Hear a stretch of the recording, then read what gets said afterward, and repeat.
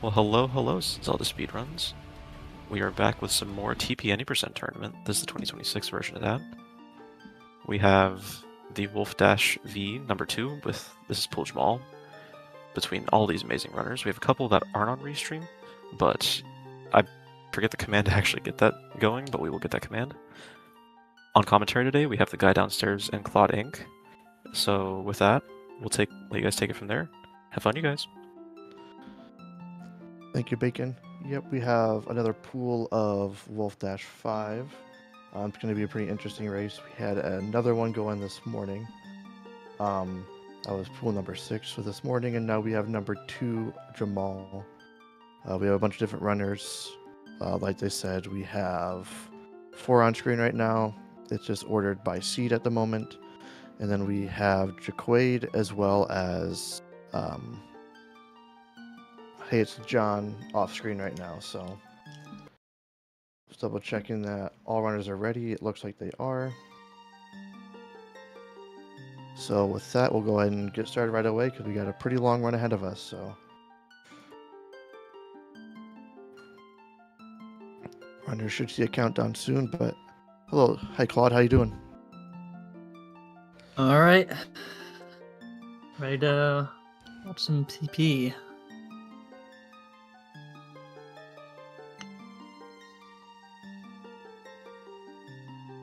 Good luck to all the runners.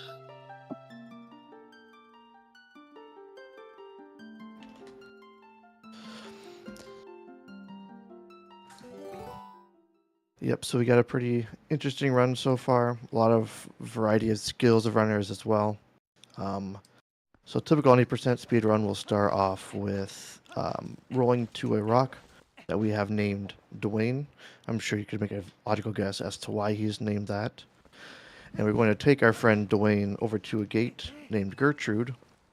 You may notice a trend where we like to name things. And we're going to use Dwayne to clip into the rock and do a trick named Back in Time. With Back in Time, what they're going to be trying to do is voiding out on the exact same frame, or reset in the exact same frame that they void out. And what this is going to do is effectively confuse the game a little bit, and instead of just resetting the game, it's going to give the player control of the file select screen.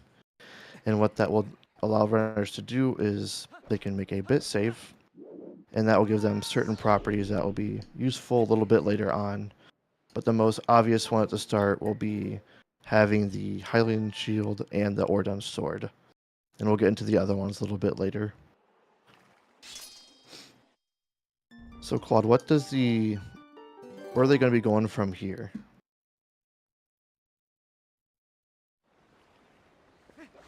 What was that? Where are the runners going to be going from this point after they have made it into Farron Woods? What's their next step? They're gonna grab the lantern and then make their way to save Tallow. Yeah, so they have effectively skipped Ordon's day 1 and 2. And interestingly enough, Tallow is just always in his state of being trapped. He's always just in his cage. So runners can skip through the gate and just go straight to Tallow, which is very nice for a speedrun's sake. Gets rid of the unnecessary and slow beginning of the game.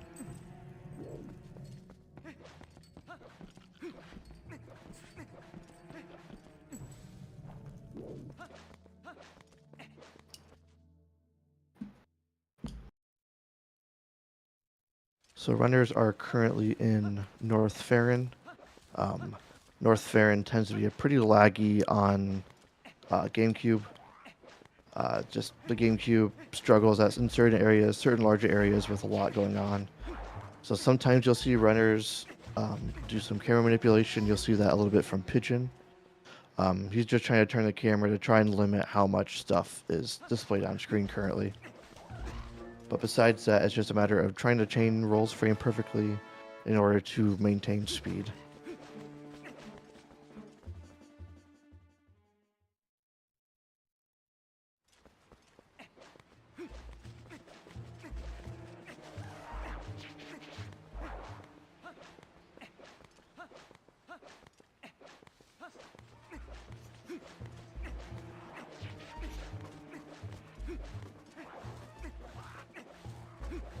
Personally, I am quite young in my speedrunning career, so I do a route that doesn't skip the first couple days of Ordon.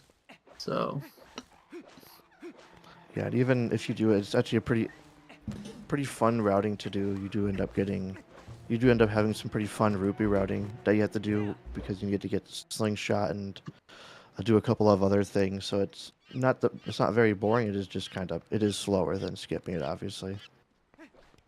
But we are seeing our first real use of having the Ordnance Sword.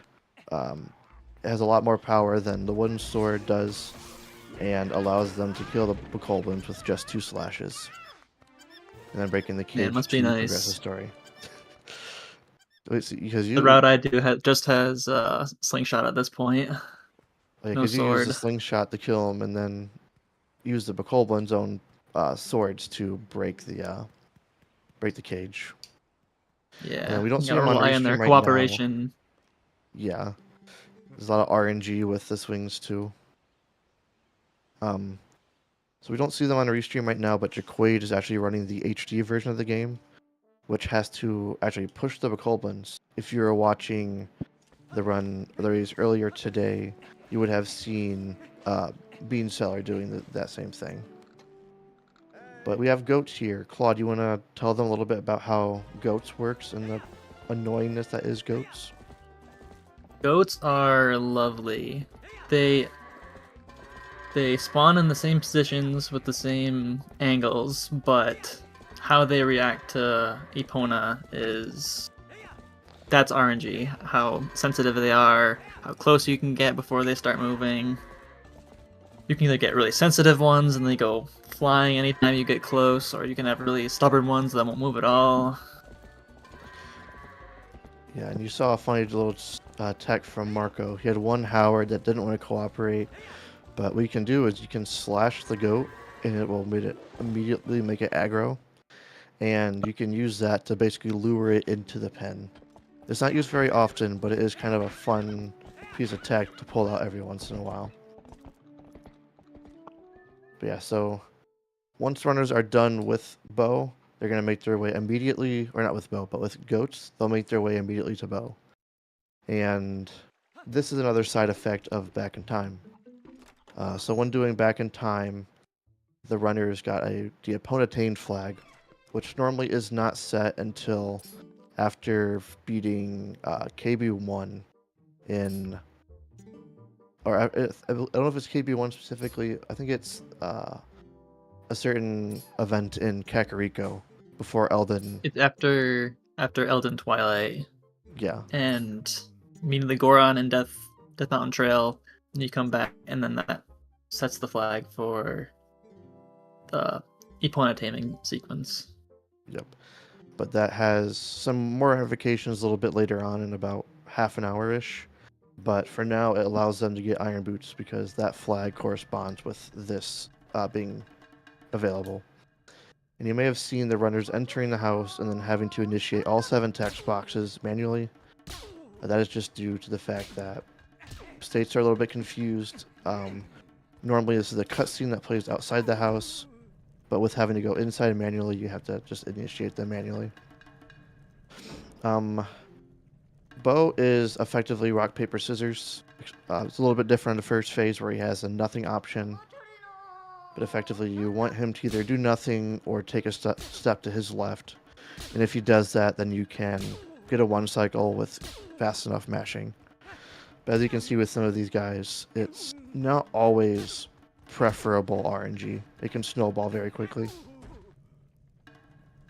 Yeah, if you couldn't already tell, the first 10 minutes or so, there's a lot of RNG, big gauntlet.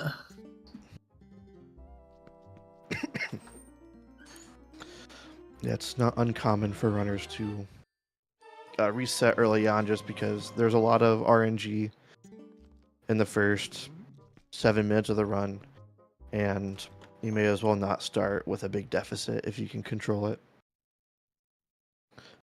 But for races, it's not too bad to get going. You just may not always have a great start, unfortunately.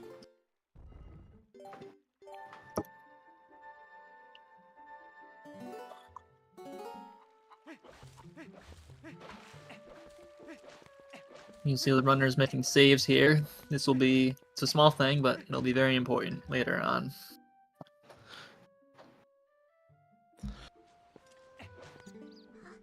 And I wasn't paying close attention, but chances are a good handful of our runners are using what we refer to as memory card strats. Basically, when you're saving over a file, it's faster to save over a fresh file. So runners tend to opt to use 8 separate memory cards. That way they can always be saving over a new file and then switching after every save warp. Saves about 4.5 seconds over the course of the entire run. So it's not anything major, but it is pretty nice to not have to worry about swapping between files and selecting yes. So they're now in sewers. Do you want to explain a little bit about the sewer section? Basically, this is the tutorial section for a Wolf Link form. It's going to be a lot of just movement and yeah. Yeah, so they Jumping around, digging. tend to go for the cutscene drop here. You might see Pigeon get it after this loading zone. You'll see runners doing dash cancels. A dash cancel is basically doing anything that interrupts the dash animation within 10 frames of starting it, and that allows you to dash immediately afterwards. So if you look at Marco's screen, after he pulled this train, he will dash cancel off of this ledge so that he can dash immediately after landing. And sewers is just a lot of that micro optimization, because you can have it is pretty quick and easy to lose a lot of time. You see if anyone got box break. I was not paying close attention, unfortunately. That's a huge 3-frame time saver. You can break the box in Link's cell before Midna breaks his chain.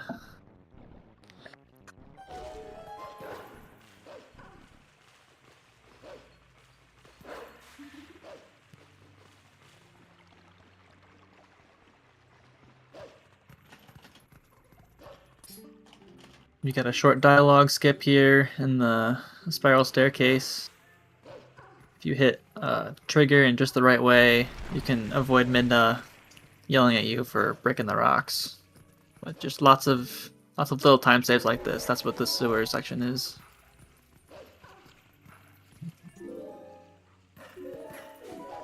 Yep, you will see a lot of... We refer to those as one-framers, so you'll see a lot of them throughout the run. There are, I believe, 4 during just the sewer split. And there's a very important one about 35 minutes into the run that hopefully all of our runners can get. But we'll go a little bit more into detail when that's more relevant.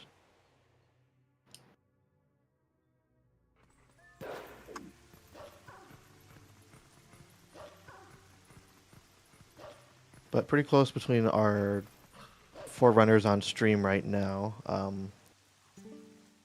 But this next trick coming up could prove to be some trouble and cause some gaps, depending on what's going on, or depending on how it goes. So, another side effect of having done back in time is that Ordon is in an advanced state, which makes it impossible for you to get the sword and shield casually. But you might be thinking, yeah, it doesn't matter. They have a sword and shield on their back very clearly. Obviously, they have one. But as far as the game is concerned, the player does not have them in their inventory. And like if you were to press start to check it, you would not see a Highland shield nor the Ordon sword. So, because they cannot get the sword and shield casually, and the game does not recognize them as having it, they need to do sword and shield skip, which in my opinion is the largest gatekeeper for learning this game. Because if you do the optimal 80% route, or any route that does back in time, this trick is mandatory. It is incredibly precise. So you see, Marco has this Bulblin over here that we have nicknamed Hugo. He's going to be using Hugo to line him up at a precise location and do a jump attack on him to knock him into the air, and then doing one more jump attack following it to get a long jump attack to hopefully make it over the ground trigger that sends him back into the village and lets him into the air trigger that lets him into Farron Woods. So let's see if Marco can get it here.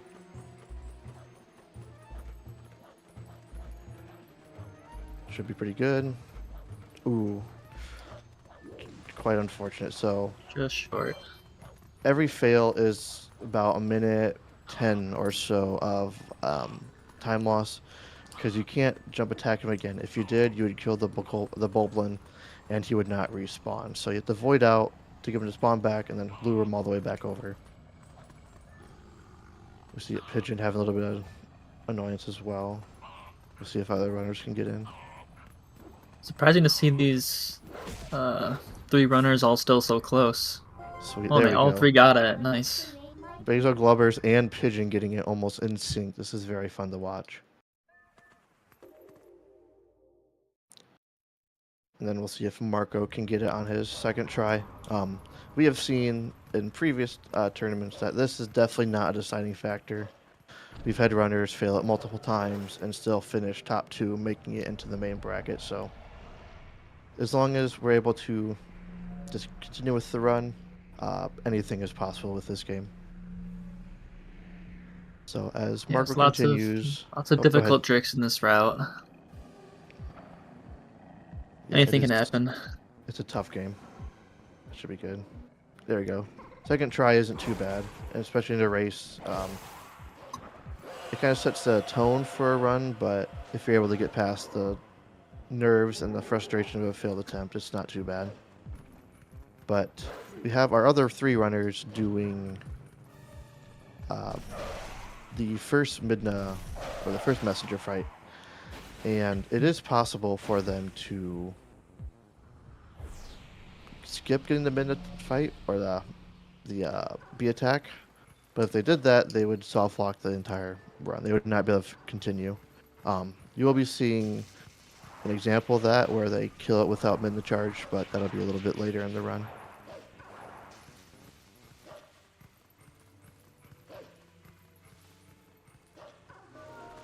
Yeah, there are a few things that you can theoretically skip. You can get to the end of the game without, but then you can't finish it. Such as ending blow. We'll see that later. Hopefully no one forgets it. Let's race. What was that? Sorry, I was reading something. I'm just commenting on Midna charge being one of the things that you can theoretically skip, but you'll need later on. Kind of like ending blow, which we'll see later. Hopefully no one forgets it.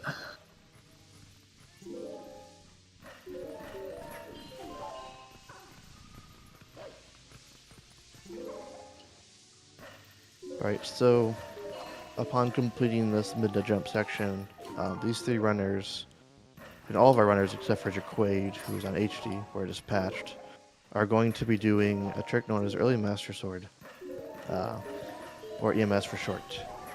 So EMS is an example of a super jump where effectively what you're doing is Midna charging something and targeting something that's higher than Link, and he tries to jump at it basically. So he ends up doing a very high jump, and he can use it here to get out of bounds to get to Sacred Grove. Textbook EMS from Basil.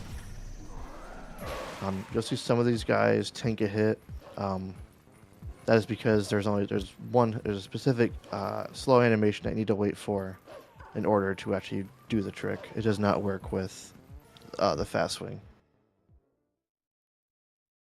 I think technically it's possible, but it's just 10 times harder. Way easier just to wait for the slow swing. Plus you have better odds for the slow swing. Unless you get bad luck.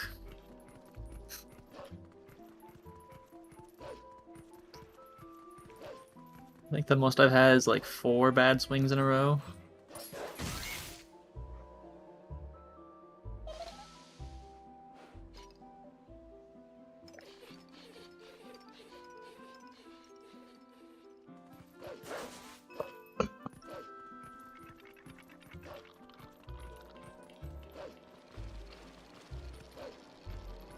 Alright, everyone's got it. We're in Sacred Grove now.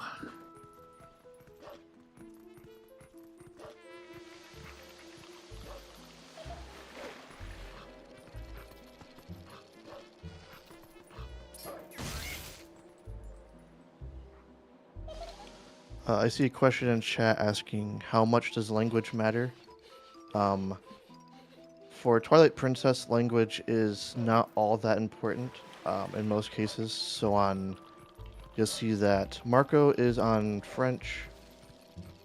You have Glubbers on German.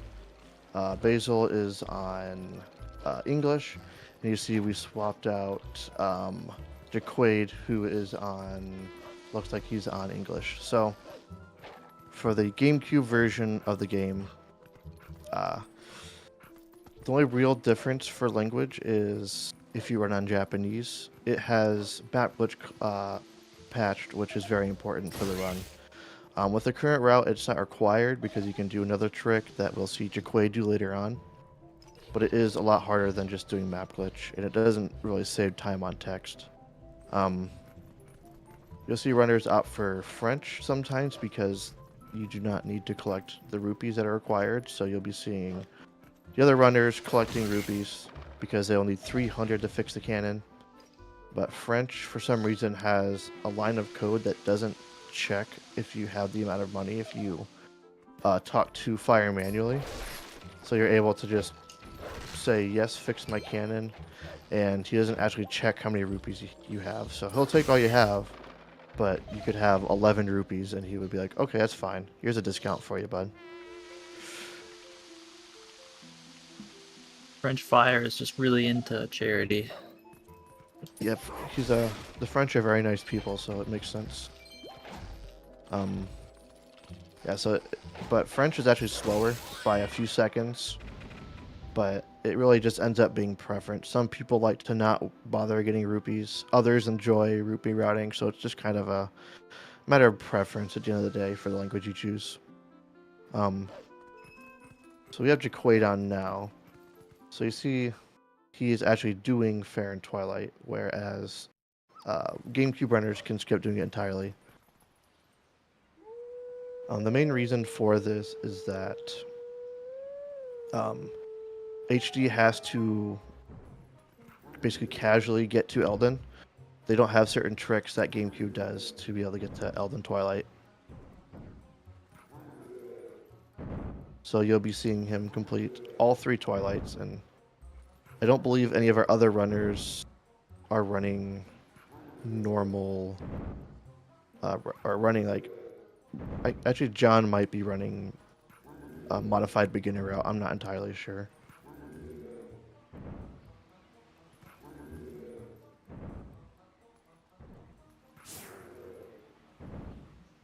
But yeah, we have them doing the very hard the Master Sword puzzle. It's the same every time, so runners don't need to worry about having to figure it out every run. They just had the solution memorized, and easy as that.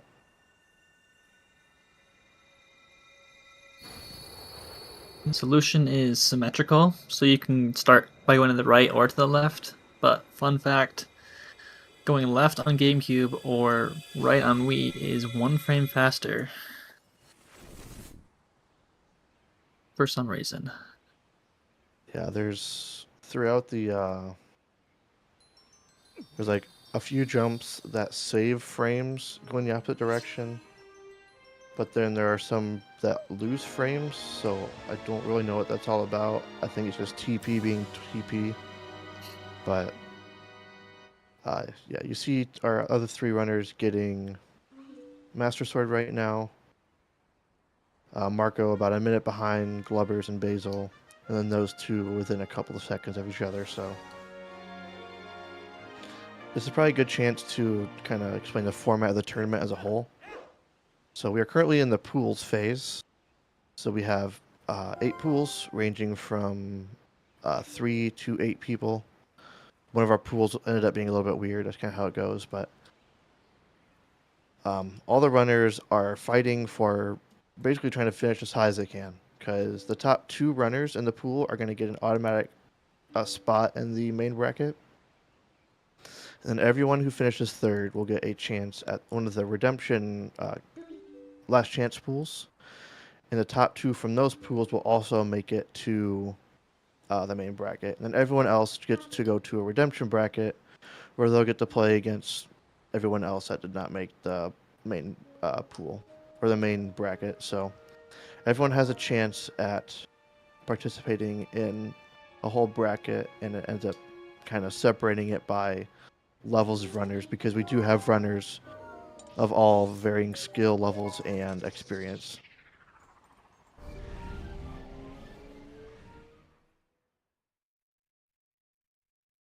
So we see See, Jaquade Jaquade's is got his lantern stolen by a monkey. No, see this often in SD categories, except maybe glitchless.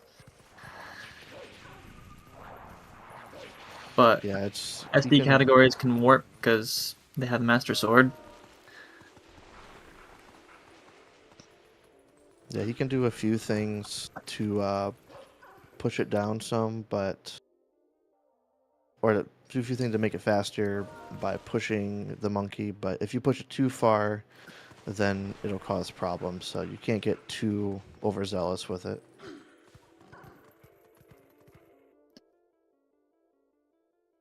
There he tries to defeat the enemies before the monkey can get close to him, because if the monkey gets too close, then it gets scared and swings around and wastes time.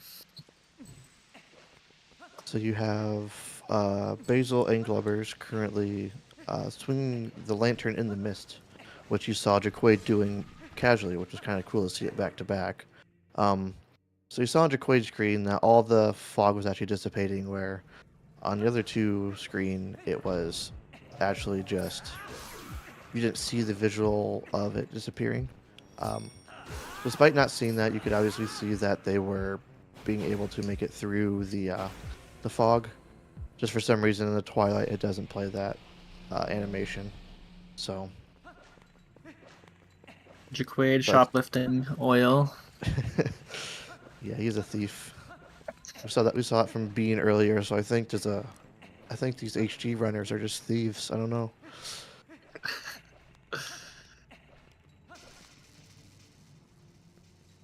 Yeah, so our GameCube runners are just making their way to Forest Temple, where they're going to be doing another instance of Back in Time. This instance will be used to get EBF or early boss fights, and for some reason that flag is also tied to the number of monkeys you have. So what they're going to be doing, you see in Glubbers, he must have had a bad frame. I wasn't paying attention. But when they get into Back in Time, they're going to void out and open the file select screen. And you should hear Link scream into the screen. And if you do that, you're good. You can load your file, and that'll put you into the KB1 fight. And you can simply just reset the console and skip the cutscene during that reset, and that will give you those boss flags that I talked about.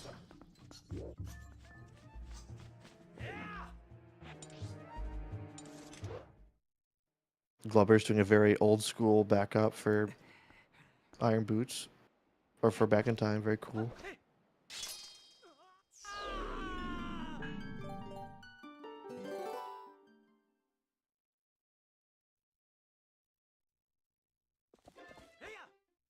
And it looks like with Basil and Glubbers having a little bit of trouble with Bit, Marco has gained the lead. So,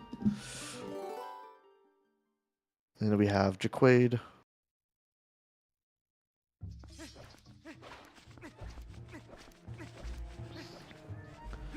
Doing Forest Temple in a very similar manner to the other runners, except he cannot get early boss fights because Back in Time isn't possible on HD.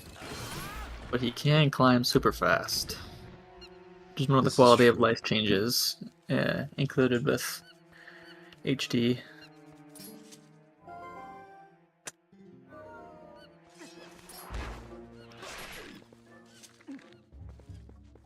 Yeah, so you will see Jaquaid doing a little bit more of Forest Temple than our GameCube runners are going to.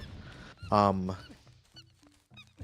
actually it ends up being a pretty cool route, I think. You end up doing a little bit more of Forest Temple, and I personally enjoy speedrunning this dungeon in any category that I've done. Jaquaid showing off input buffering. On HD, you can buffer all of your one-framers, so they end up being free.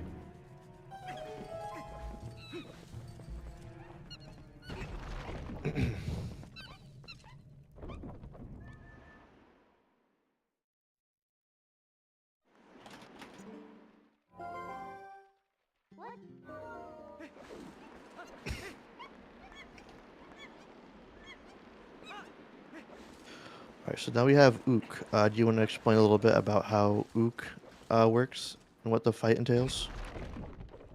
So Ook is some more RNG. He'll hop around and then throw the boomerang, but the number of hops he can do is random. The least he can do is 2, but he can go theoretically infinite, I think. Yeah, he can do infinite, but I think every jump it becomes less and less likely that he'll keep jumping. The Master Sword lets them do the 1 cycle. Jaquaid is gonna have to do 2 cycles. Yeah, because the Master Sword does double the damage of the Ordnance Sword. So you see Jaquaid rescuing a couple of monkeys. He just needs to be able to get to the west wing of the dungeon so that he can get to one of the outdoor sections so that he can do the very first glitch that was ever found in this game, bridge clipping. And it'll be pretty self-explanatory when he gets there. He should be there in about a minute or so.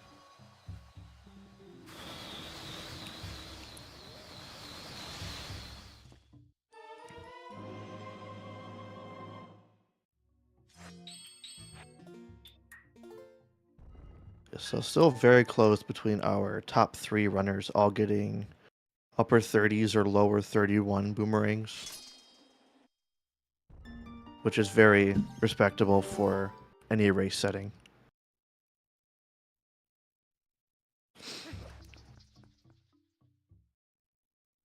So upon exiting Forest Temple, our runners are going to be making their way to Elden Province.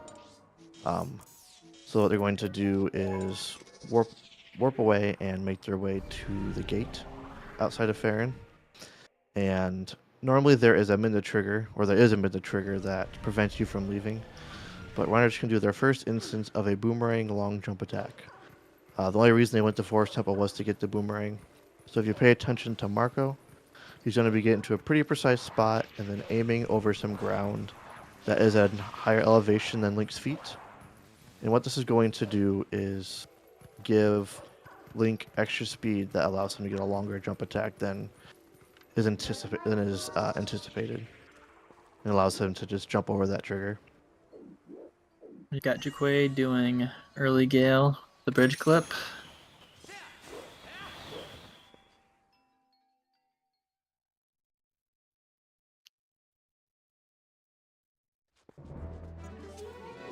Then you'll see him side hop a clip into the side of this bridge as well. There are multiple ways to do that. Some people like to do a roll, an auto jump. It's just personal preference in that scenario.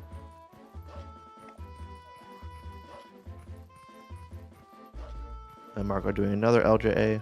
The other two are going to do that as well to skip mid the trigger postman text. And make their way to Elden Province to do a trick known as Gorge Void. Gorge Void is the other one frame trick that we alluded to earlier, which saves a lot of time. It's about minute to minute 10, give or take, depending on how fast you are with certain things in the segment. Most notably Forest Escape, because that one tends to be the most varying with the extra time loss you would take. So the whole point of Gorge Void is to avoid an extra backtracking back to Elden. So if they get Gorge Void, they're going to jump attack into the gorge, and that will spawn them at the entrance of the area, where they'll be able to go do Gorge Skip immediately after. and that allows them to get the Kakariko Warp Portal, which is what lets them save a trip later on. See if Marco gets it. Nice. So you see, he avoided in the gorge.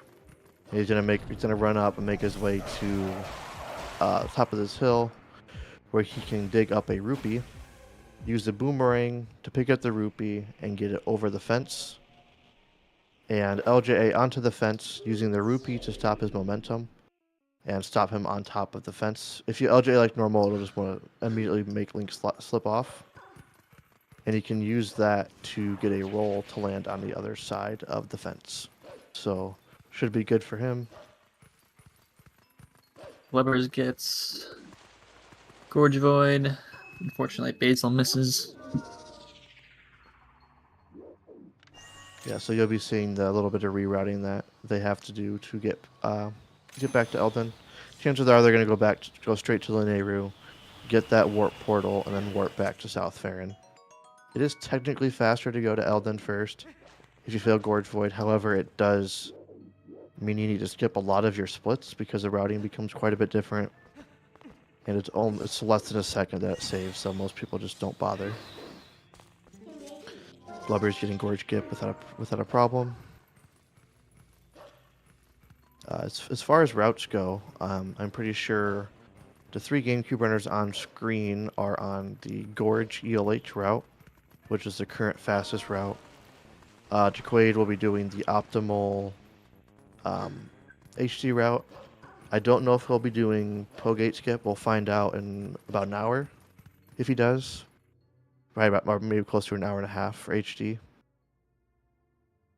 And then our other 2 runners off screen, I don't know if Pigeon, I think Pigeon is Pillar Clip, and then John runs like a modified intermediate / beginner route. So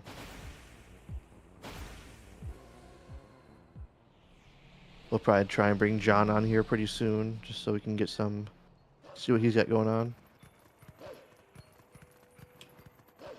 So our runners got the portal, but they immediately ran back to the gorge. Why are they doing that, Claude? What's the point of going right back to the gorge if they already got the portal? So this forced warp here is what gives us the ability to warp using the map, which is something we'll need much later in the run. And also just saves a little bit of time on warping, as opposed to using Midna to warp. Yeah, unless you are a TAS and can alternate A and B frame perfectly for multiple seconds, or you complete Temple of Time, you need to get map warping in order to complete the run. And Yeah, we'll see that Wolfdash 6. So we saw on Jaquade's screen that he got a little bit of a Crush Void. Those aren't uncommon, especially when doing those LJAs to get here to Diababa. And most likely he's going to be going for Uklis, which is a very cool strat. Uklis is the point of, or like the goal of Uklis is to bring 2 bombs from phase 1 into phase 2 to avoid needing to rely on Ook for bombs. So you see those 2 bombs that I'll bring in, and using targets to get that last bomb into the other big Baba, whatever it's called.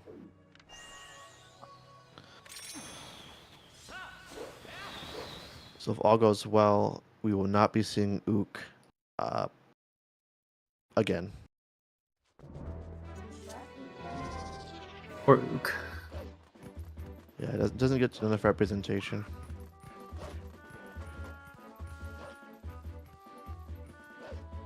We also see the use of gyro controls. It's basically aiming with the controller by moving it in real life.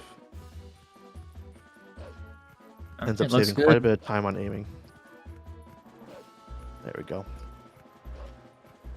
Yep, textbook Ooglis from Jaquade. You will see that in SD runs, but only for runs that complete Ook. Or not complete Ook, but complete Forest Temple. You see a Glubber screen that gates are merely just a suggestion in this game. Most of the gates you can just kind of side hop through, because when you bonk on them, there's a slight separation in their geometry, which is just enough for Wolflink to squeeze his way through.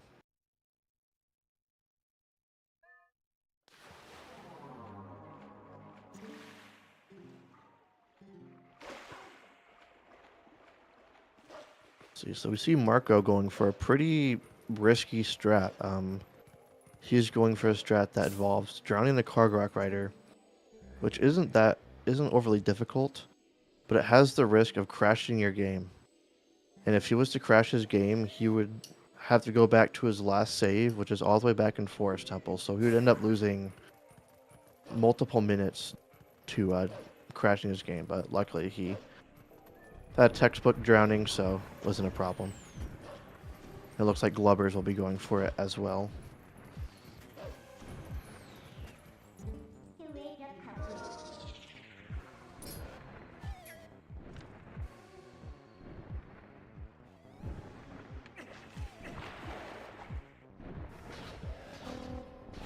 And then Jaquade is just making his long walk to Elden Twilight. So I'll probably try and get Kate's John in here just to see where he's at.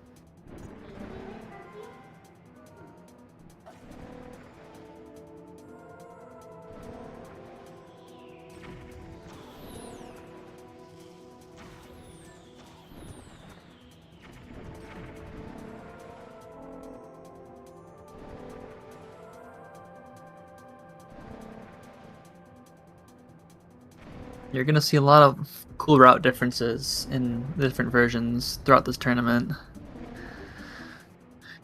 because GameCube SD does certain things that they can do. We've got a few Wii runners that do different things, and a few HD runners. Like HD finishing Forest Temple. I think the two Wii runners don't do Forest Temple routes as far as I know. I'm one of the runners that does Wii, and I do a Forest Temple route. I think JoJo might be doing... All right. I think they do beginner route, which I guess isn't Forest Temple route specifically, but they do go to Forest Temple. Yeah, beginner route does the whole Forest Temple, so that you can get across the gorge during escort without any tough tricks to get Zora armor. But yeah, that route does Forest Temple, but they also have Master Sword at that point, so they can dash across the field. That's just what made me think of that. Jaquade does Forest Temple, but can't dash across the field.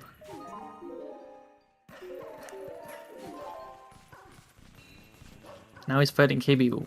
No, that's John. John fighting KB1. Yeah, so it looks like John is... I think he's trying to do Bite right now, which is back in time equipped. That is another method of getting to Elden Twilight if you don't do Gorge Skip and Gorge Void. Is he doing EBF? He already has Boomerang.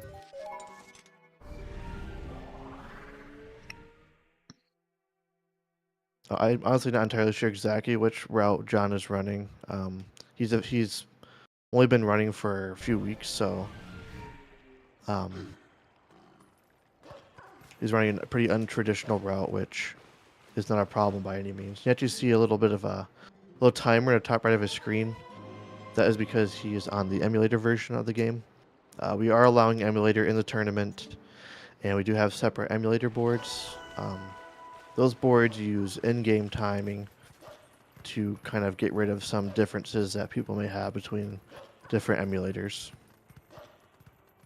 So it uses just strictly in-game time for submissions.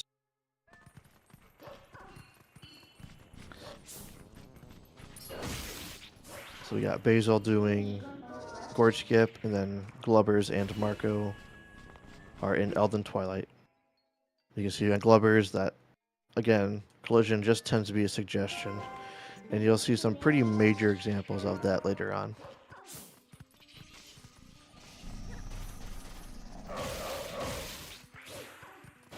Yeah, that collision doesn't quite expect you to be human at this point in the game, so you can just kind of side hop through it.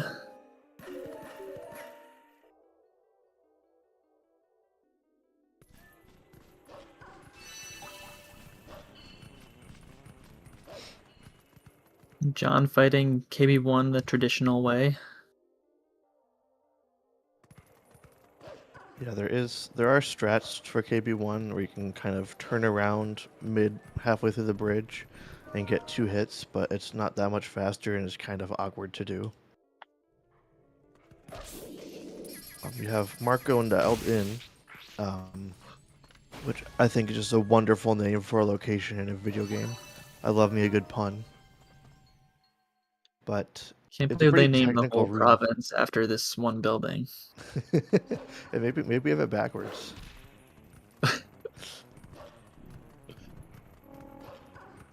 Yeah, the inn is pretty technical. When you're indoors as Wolf, and it's in general in certain areas, your speed is very slow, so it can be kind of awkward to traverse through the area.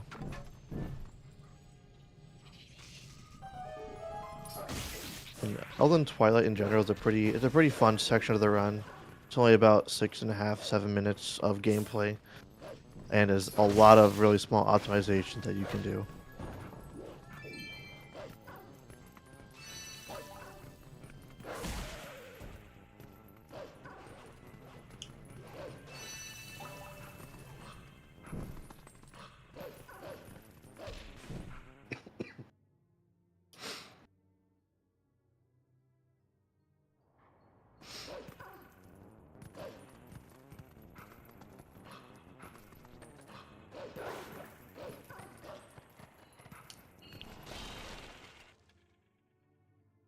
Alright, so coming up we have Bomb House Skip. You'll see that on Marco's screen. You want to tell us a little bit about Bomb House Skip, Claude? Yeah, so normally when you do this section, the bugs will move into this house over here, and there'll be like a bunch of cutscenes and loading zones, and eventually the whole place will explode and the bugs will be dead. But you can do a very precise jump to jump around the trigger for the bug to go into the house, and if you kill it beforehand, you can skip that whole sequence, which is 40-50 seconds. Give or take, yeah. Yeah, And the state of the house bomb... depends oh, on the state of the bugs, whether they're alive or dead. So once you kill them, the house immediately changes and looks kind of weird. Ooh, and Glubber is unfortunately failing Bomb House Skip. You can see that just doing it as Wolf is more precise than as human, where you can do a boomerang LJA, and does lose you about 30 seconds or so, but isn't too bad because you can just walk straight back up.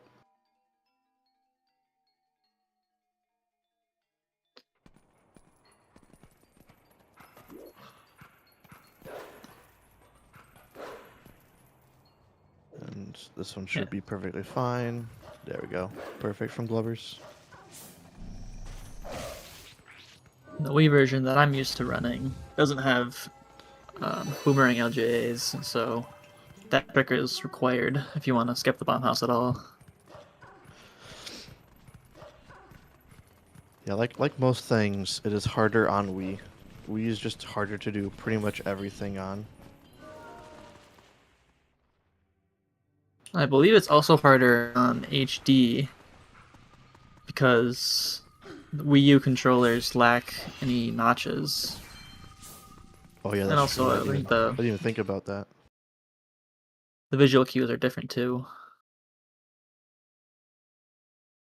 Yeah, the setup we do in SD relies heavily on having a right notch and being able to hold perfectly do right, which makes it very consistent to do the setup. There's a little bit more eyeballing it on HD just because of the lack of notches. See, I don't know if John is going to go for Basil falling too, unfortunately. I don't know if John's route does Gorge Void. I doubt it. It looks like he's doing a bite route, but probably needed to get the map warping, is my guess.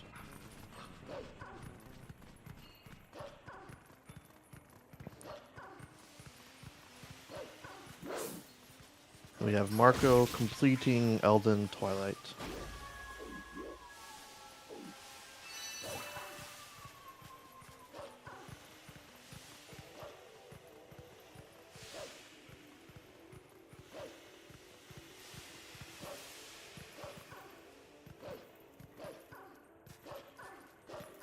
So from here, he is going to be warping up to Death Mountain proper and waiting for a large, not meteor, it's not a meteor, despite what common misconceptions say, but instead the big lava rock that falls, because he needs that in order to warp it to Zora's domain and melt all the ice.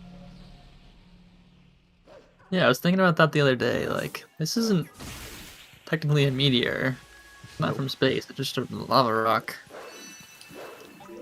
It's just the dad of all lava rocks, which I don't even know where it came from. I'd be very curious to see the trajectory that that thing took. It looks to be coming straight down, but you know, I won't worry too much about the logistics of big rocks falling. And this guy is the only reason we need to even complete Elden Twilight. Because you need the rock to be able to melt the ice in Zora's domain. You need to melt the ice in order to start Linear Twilight. You need the Linear Twilight to pretty much do anything in the rest of the run.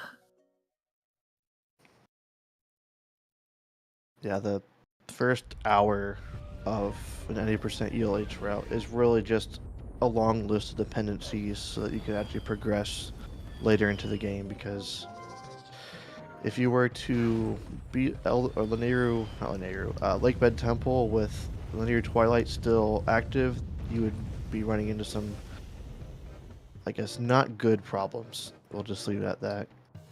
You'd have White Minda Glitch, which I honestly don't know a whole lot about myself because it's a very niche thing to know about, but we'll just say you can't beat the game in that way, as far as I know. See if Glubbers is a gamer. He is not. There's a one-frame side hop out of that cutscene, which allows you to skip that midna text, and it saves about 5 seconds.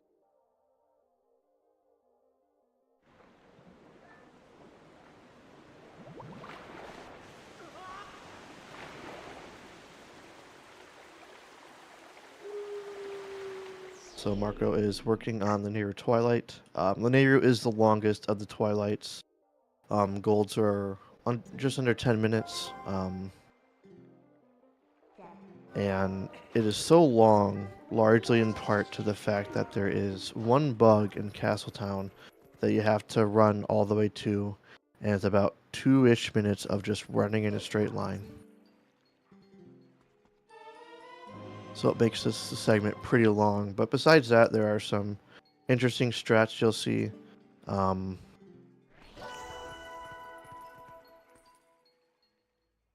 little bit of RNG with bugs. You'll see in this next area after Marco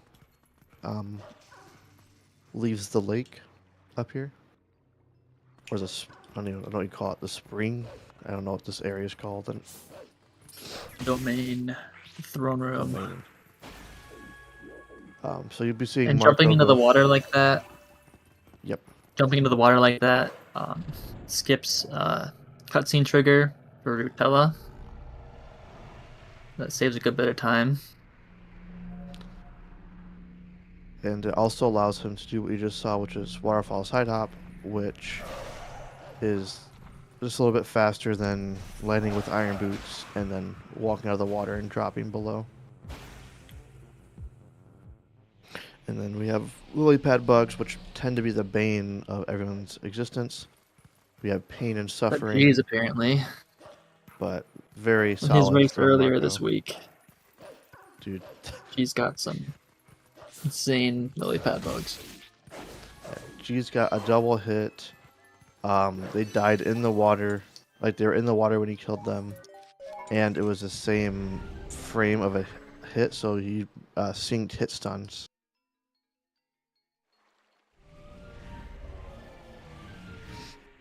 In this game, whenever you attack something, there is a 5-frame hit stun effect where the game actually just stops for a few frames. And if there's a large group of enemies, runners tend to try and sync up hits so that you limit how many hit stuns you get.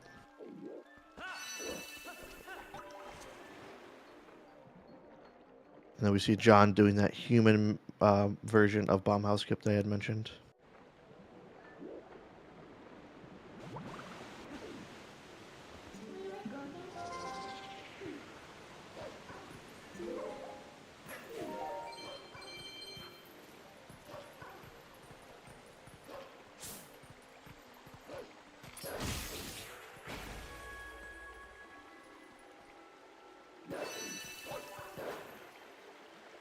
It looks like he clips out of the house.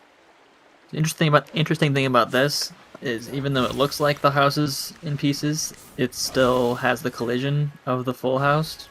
So you can easily just clip out before you get all the tears if you're not careful. Yeah, and it's very easy to crush Void in that broken house as well because there still is all of that collision. Let's see.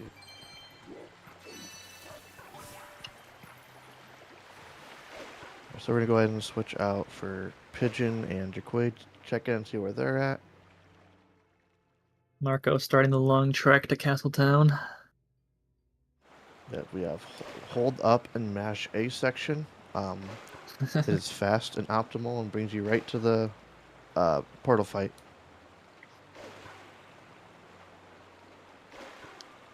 So it looks like Pigeon is in a very similar spot to where Basil was.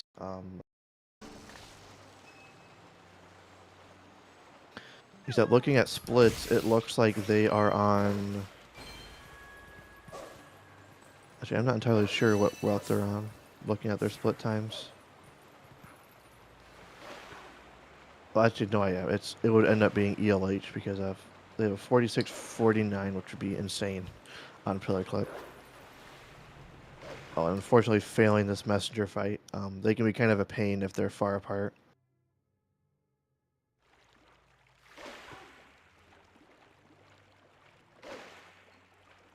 Then we have Jaquade doing, I forget what the trick is called, but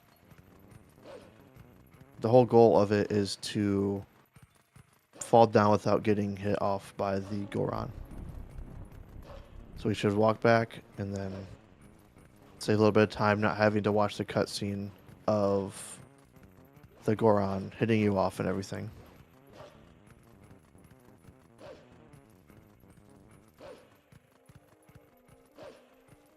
And this little sequence is necessary in order to get the iron boots, because in HD, Bit is soft patched because there's no way to reset the game. So we can't set the flag to be able to get iron boots early.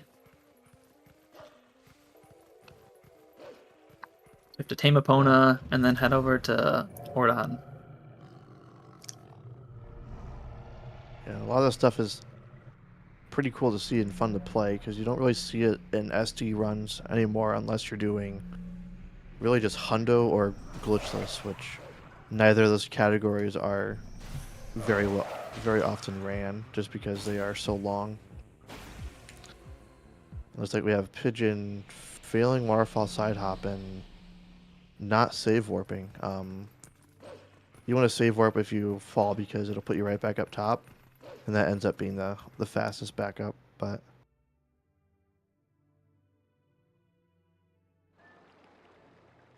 Wii Beginner Route also does the Epona taming sequence, but it looks pretty funny because you do it as Wolf, which the game obviously doesn't expect, and causes some crazy light shows.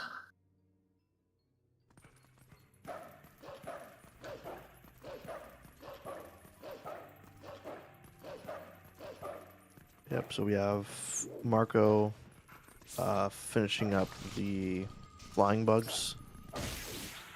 Glubbers is probably roughly a minute or so behind him.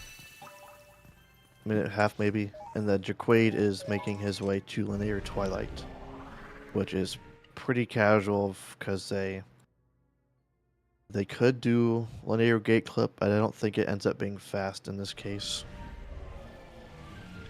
Because they ended up doing it as Epona as well, which I don't actually know if is possible on HD.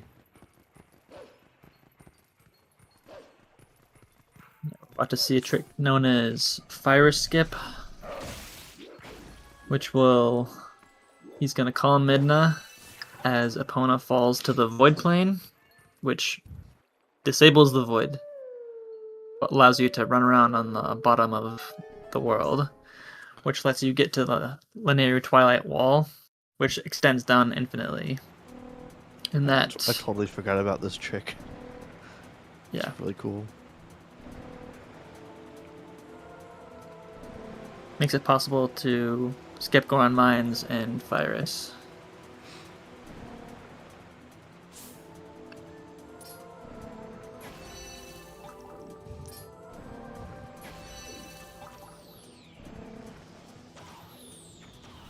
Yeah, so we got Marco fighting Derek, this big boss bug. He's going to be trying to keep Derek on screen at all times. Derek is unable to attack you. He won't attack you if he's off screen, so theoretically you could keep him off screen forever, and he would constantly swim deeper and deeper into the lake, and he could get all the way down to like the lake bed temple area. But keeping him on screen just makes it so he can attack as soon as possible. It's still RNG for how long it takes for him to do so, but it gives you just a higher chance of a faster attack. And Post-Linear Twilight is probably one of the biggest gauntlets of TP any percent. So he's going to be making his way into Lake Bed Temple is what this sequence ultimately is going to result in. So first he's going to try to get a couple yellow rupees. Actually, no, he won't because he's in French. But he's going to make his way to Aiza's area, where he will first get Howl for Ending Blow. I believe Claude mentioned it earlier, but Ending Blow is required to beat the game. You can beat all the other bosses except for Ganondorf. If you go to press A, you just will not be able to do Ending Blow. The prompt will appear and nothing will happen. So after doing Ending Blow, he's going to do a trick known as, some people refer to it as Yalis. There are other names, which I won't call it because they aren't stream appropriate, but the whole goal of that will be to duplicate the bomb bag that Isaac lends you. And then we'll go a little bit more into detail what he's going to do after that once it gets there.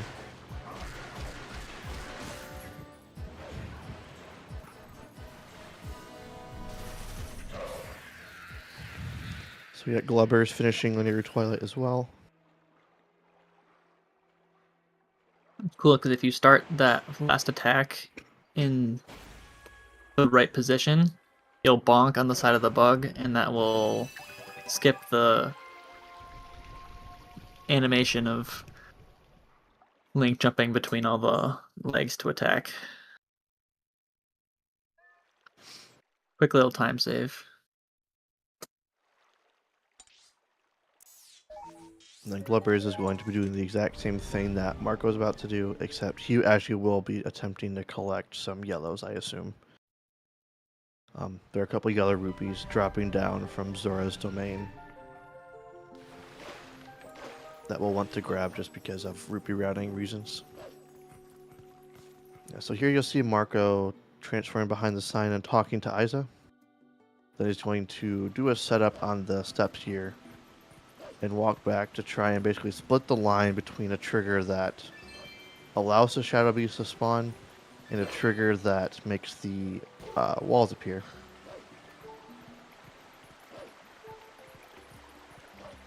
It is trying to make it so the walls can, like, allows the Shadow Beast to fall without the walls falling down, and then doing the fight as a human, or as a wolf rather, which you're normally not supposed to be able to do without mid the charge. So you see him doing a pretty specific set of attacks, and that is just in order to do that fight, like I had mentioned. It's funny because Iza tells Link, like, get out of here, because he's in wolf form, and then brings him inside.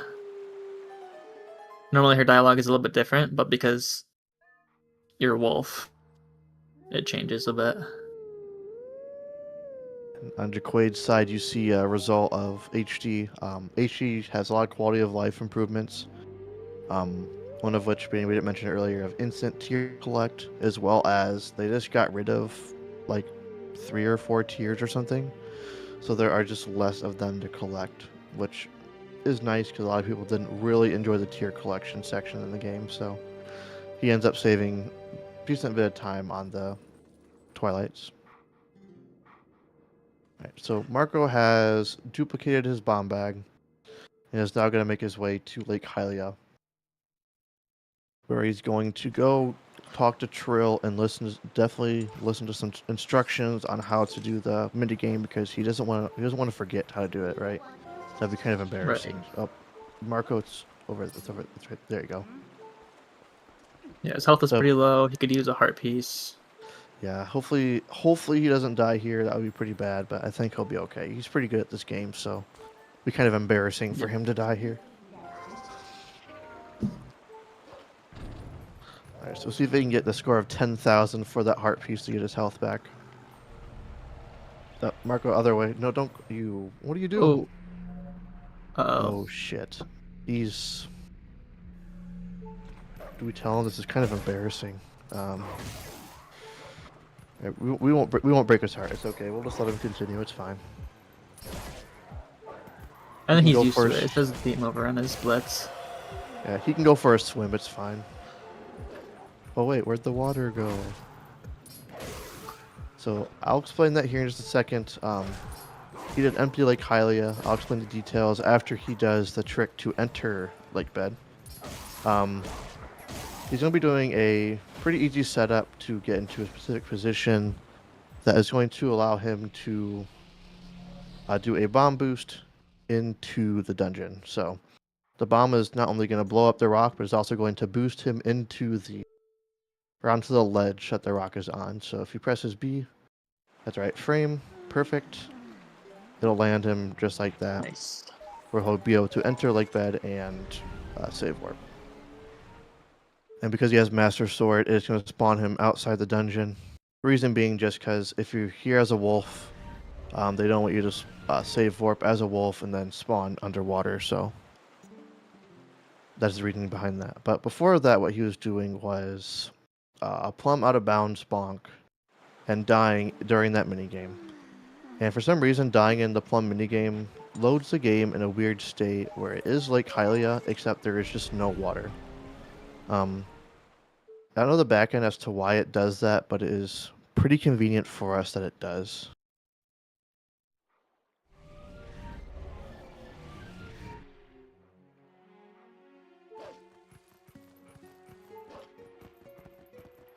And then Glubbers is doing the same thing, and Pigeon will also be doing all that same stuff as well. Except Pigeon is, of course, going to be ignoring rupees because of France. So, in this next room, we're going to be seeing our first instance of a displacement clip. At least I assume Marco goes for it. I don't actually know for sure. Yeah, it looks like it. So he's going to kill this dog just so he's not in our way. And doing a pretty easy setup, he can do a roll stab into the door, and that's going to allow him to just clip right through it out of bounds. This is a pretty new technique that was discovered a few months ago by Gymnast. Basically, a way displacement clip works in very simple terms is that different animations displace Link a certain amount, and if you stand in a very precise location to where the displacement of that item, say a slash, roll stab, or whatever, lands you right on the seam, Link can just kind of be standing out of bounds on that seam. And there are a few different applications of this. In that case, it was a roll stab, and you see how it kind of like popped under. Those only work if there is ceiling collision below the door. In other cases, you will see runners use a rupee, like in Arbiter's Ground, to effectively do a rupee slide. And those skips ended up saving a lot of time in TP 80%, and are a big reason why this tournament is happening right now. So it's pretty cool that we have those.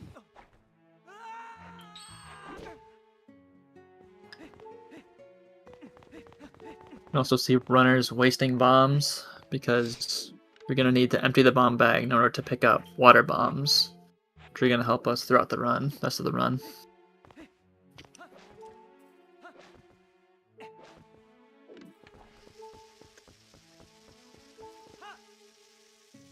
See if Flubber can get the boost. Unfortunate. Looks like I think he was a frame early on the bomb drop, so he'll have to die, and then he can just do it again. Yeah, fastest way to back it up is to Death Warp, because if you save warp, that'll undo the empty Lake Hylia effect.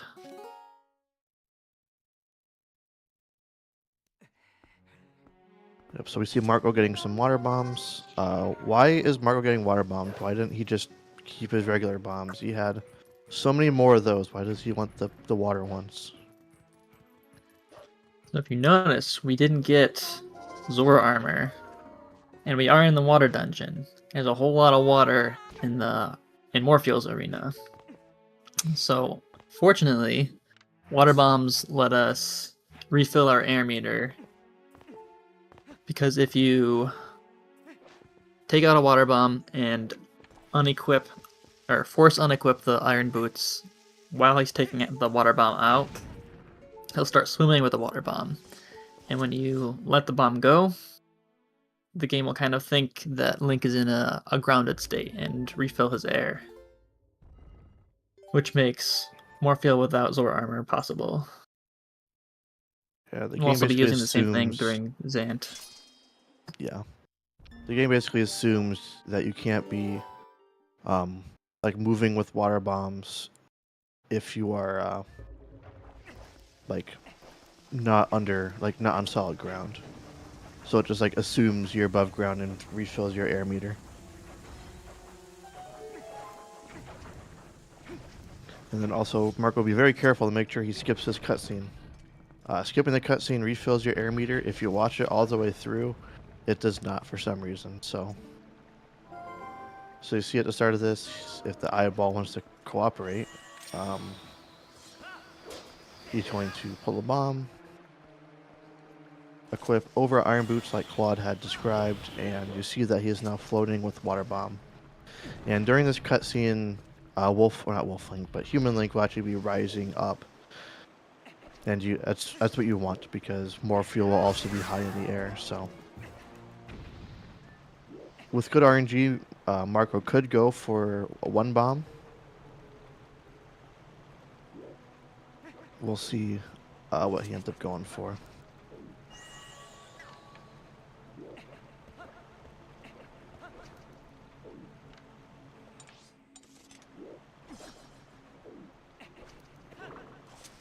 He could go for it pretty easily, as long as Morpho gets good RNG.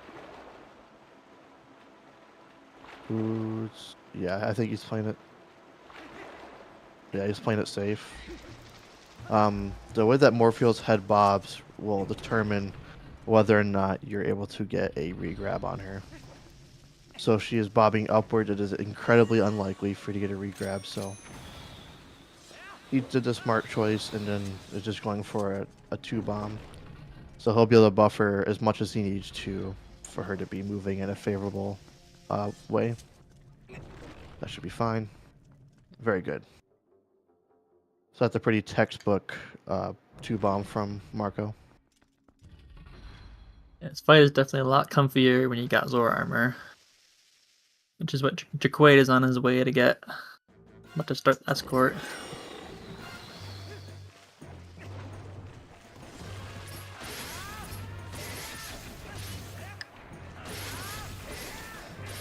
And then looking at Basil, it looks like they are just a little bit behind Pigeon.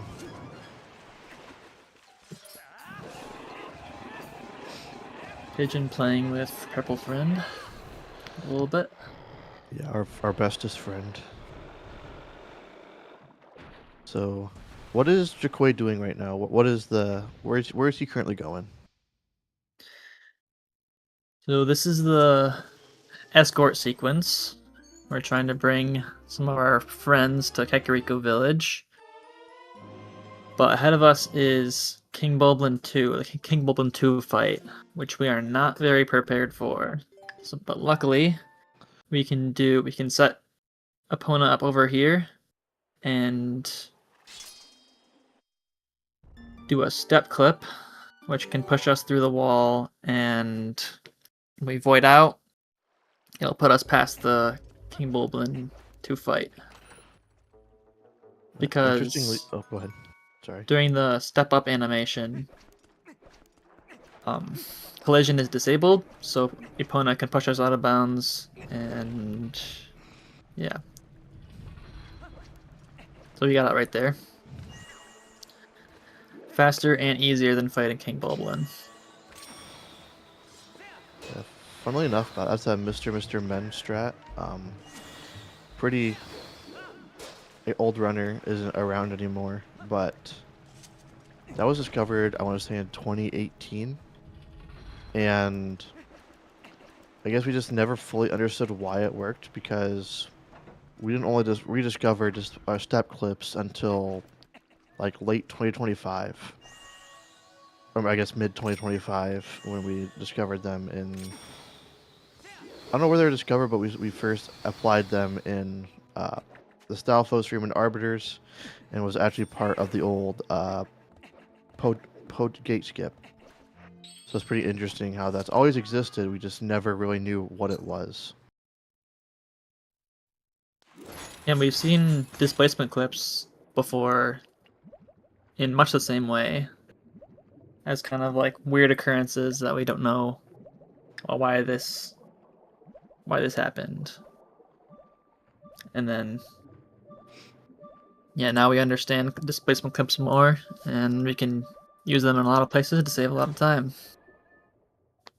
I don't have the clip handy, but there's an old clip from Adam where he gets displacement clipped by a bomb in Hyrule Castle. Displacement clip in 2018. Yeah. It's pretty funny how that ends up working out. There's honestly a lot of cases like that where like stuff happened and we may just like couldn't believe it, or like weird stuff happened, but only years later did we actually rediscover it and properly understand what was going on. So we got Glover's heading into the fish. Let's hope that he can get a pretty... Hope that more feels favorable. Jaquaid just a second ago had to carefully dodge the KB1 trigger at the end of Escort. Because after you get Iron Boots, that activates the trigger for starting the King Bulblin 1 fight right in front of Kakariko Village. Which costs... not sure how much time, but... yeah, I don't know either. A decent amount if you... It's a lot. Uh-oh. Oh. Oh, Glover's getting sucked. This might be a little bit sketchy because this is only the first. He might be okay. It depends on how good of a regrab he gets. Because if that should be okay. Uh-oh. Equip over. Okay. Hopefully he can make it back down. Oh. It's no, I don't think so. Unfortunate. Yeah, even if he didn't equip over Claw, I think he still would have been not have enough time.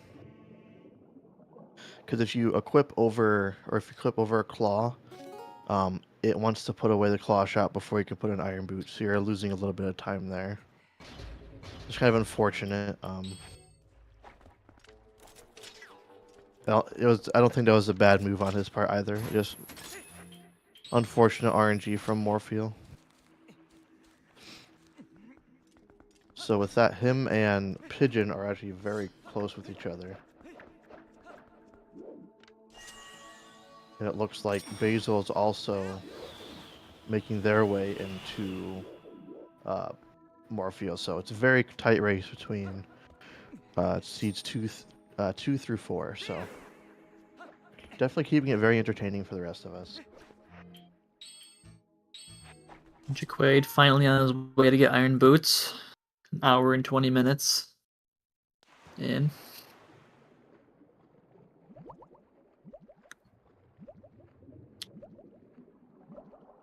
I'm gonna try and pull up John, see where he's at. Yeah, he's in Linear Twilight right now.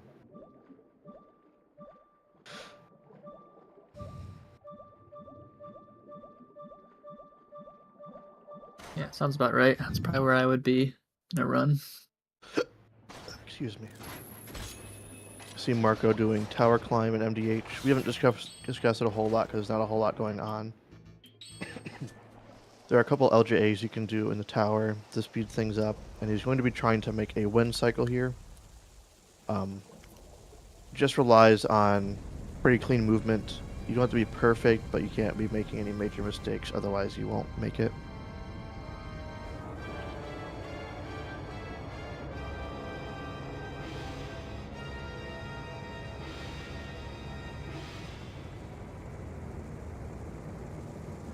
And he gets it. Pigeon getting very up close and personal with the fish.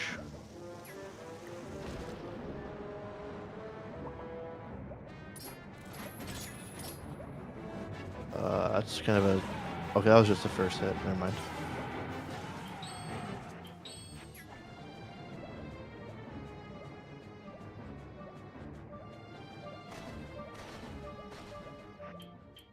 See, as long as Pigeon is able to get a re-grab, this should be okay.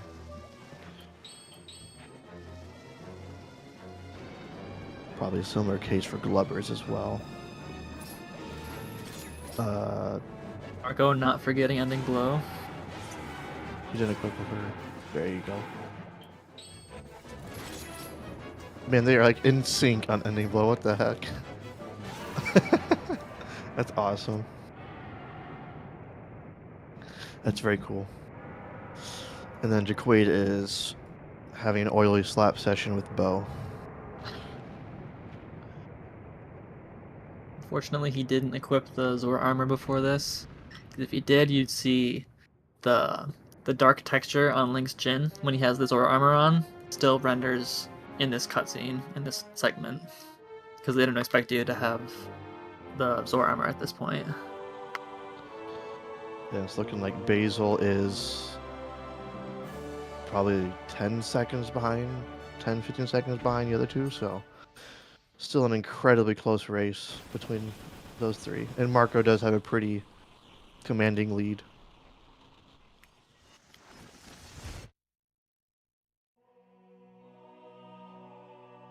So from here, Glubbers and Pigeon are going to make their way through MDH. And Marco is going to be making his way to Snow Peak.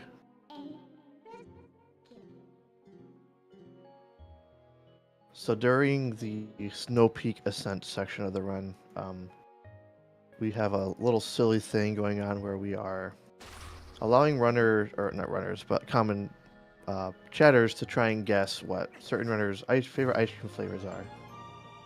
So if anyone would like to attempt to guess Marco's favorite ice cream flavor, you go right on ahead. We will be announcing the correct answer upon entering Snow Peak. So, got plenty of time to guess, but we'll be doing this for all of the runners. He looks like a cookie dough guy. I will not be guessing That's my because I guess. have this spreadsheet in front of me with all the answers. So, if I can I find do not them. have the answers. There he is. Well, get all I want. I won't give any hints or anything. I didn't see, but I assume Marco activated map glitch, where if you interact with something like talk to someone or talk to Midna and open up the map at the same time, you can select a location to warp, which will not warp you, but it will deactivate all the load zones in the area, which deactivates the void trigger so that you don't need to get the reek fish sent, which saves a lot of time. But he's going to need to howl at the Howling Stone up here in order to reactivate the load triggers. So otherwise, if you try to use the dig spot later with map glitch active, that's a soft lock.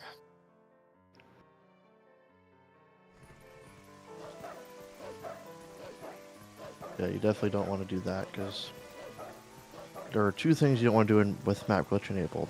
That is digging in a spot like Claude had mentioned, and dying.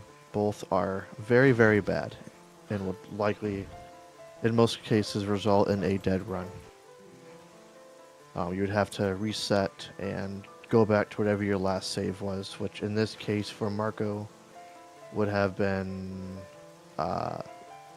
before Morpheal after getting claw shot, so would be a very, very big time loss.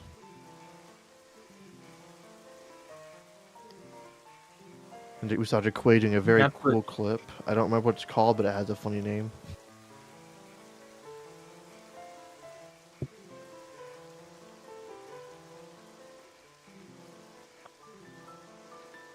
Marco getting trolled by the keys. Yeah, there's some pretty mean keys down here, and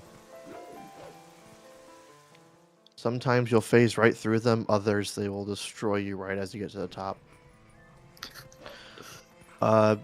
See, Basil is basically is like just behind Glubbers and Pigeon.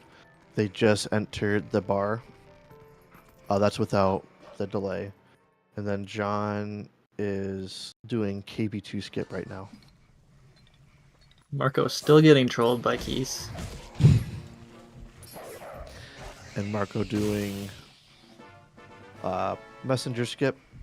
And you might see that there is a lot of snow falling. On the SD version, or on GameCube, I guess it's for both. On the SD version, skipping this, the fog is very thick and it's hard to see. There are visual cues with the mountains and stuff, but it is so blind. On HD, when Jaquade gets there, you actually see it's pretty easy to see even with skipping the messenger fight. It's interesting how different it is. I have enough trouble with snowboarding, even when I can't see. So I can't imagine doing it without being able to see. In a way, it's kind of easier because you're not relying on what you see on the ground. You're just looking in the distance at the mountains. Or at least that's what most people use for cues. I do it in a stupid way that a lot of people don't like, but I don't tend to fail it, so it works pretty well for me. But in general, there are pretty good cues to use.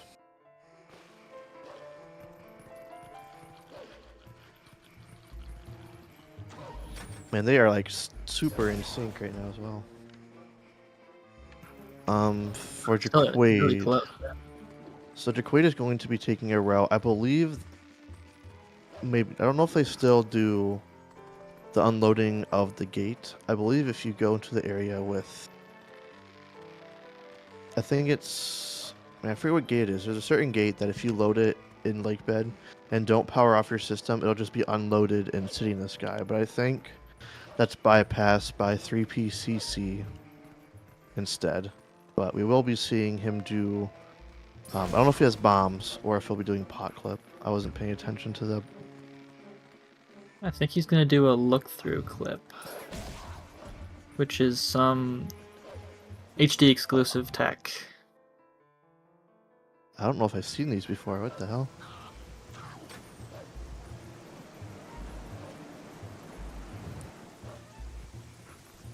I've seen them, but I don't remember Whoa, quite what's that's cool. happening.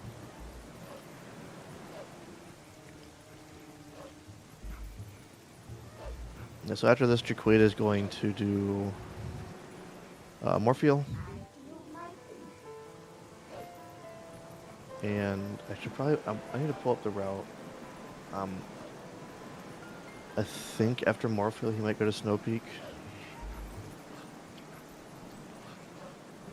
See Marco doing another displacement clip in Snow Peak to save a bit of time. Just a bit faster than laddered freezer to cancel. And easier.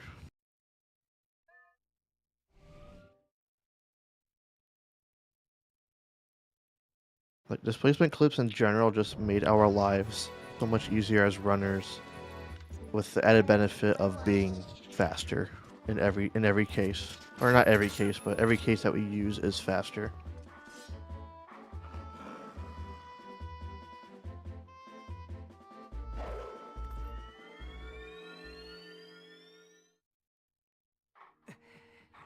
We see Marco using a bomb on Darkhammer. You can tell, you know he's Darkhammer by the big ball and chain that he swings around. It makes it pretty clear as to why he's named that. It saves a couple of seconds, and with our current route, we end up having a couple bombs left over anyway, so we aren't at a shortage of bombs, especially if you get a traditional 2-bomb. Our route actually used to be perfect for the bomb routing, but with the advent of displacement clipping and step clips, we now save an extra 3 that we would have used back in Wolfdash 4. Flippers and Pigeon, also not forgetting any blow.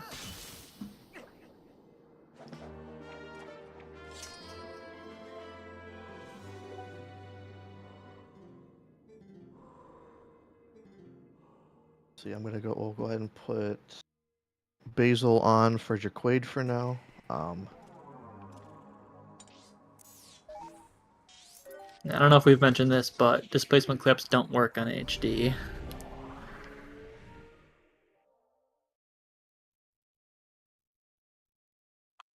Just because of a little bit of math they changed in the back end in the HD version. Oh yeah, I guess I never mentioned Marco's favorite ice cream. So he's done with Snow Peak. So his favorite ice cream it's chocolate. I would say it's pretty vanilla, but it's not. It's pretty chocolate. And then with Glubbers and Pigeon making their way into Snow Peak, feel free to guess what theirs are.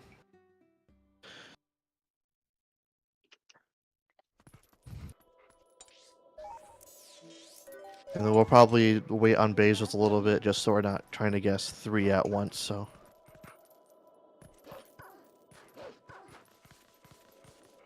Pigeon likes strawberry, and Glubbers likes mint chocolate chip.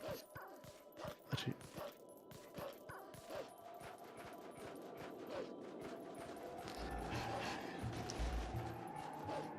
I don't know, Bacon. There are some insane answers to ice cream.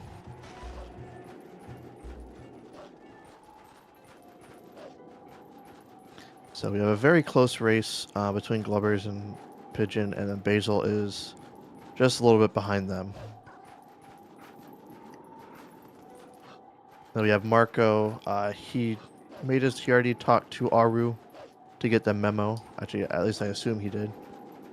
If not, this would be there we go. Yeah, so he'll use that memo to get into the desert.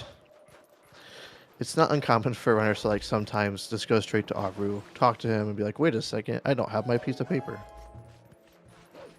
But I haven't forgotten memo yet, but the other day I did forget to get the rakefish sent. oh no. In a run. I think it was during the seeding race. I got Ashay's sketch, and then I just headed straight to Snow Peak without doing the fishing for the You had the sketch sent. I this guess one. that works. And I got like to the water jumps, and I realized I forgot it. Lost like you a voided minute. out. And you're like, wait a second.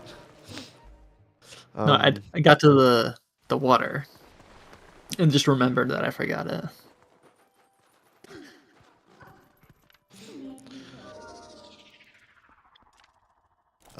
So we see Marco taking a little bit of damage. We'll explain that a little bit more, but all the damage that he is currently taking is intentional, so it is intentional damage that will be useful later, a little bit later.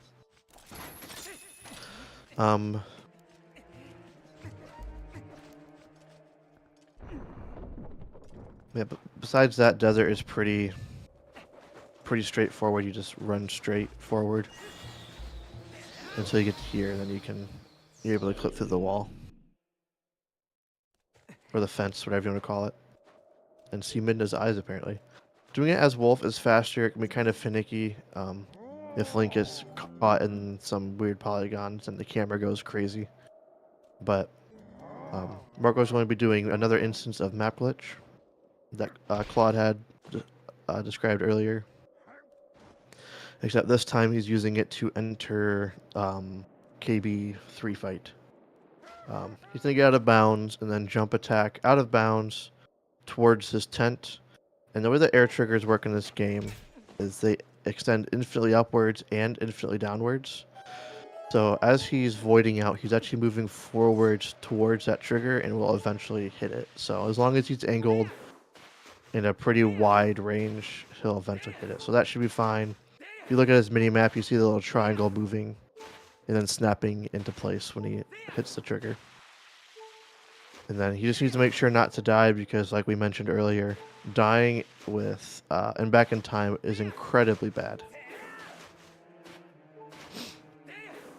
I think this is our first instance of seeing King Boblin in the. We did see him when. Actually, I don't know if John was on screen. Yeah, John was on screen fighting him, so we did see him a little bit there. But we do get to see him do a little bit of a dance. KBPs. And he sets this stone building on fire. Yep, and you can stand in there forever and it will never burn down. I've left my game running for days and other runners have too, and nothing will ever happen.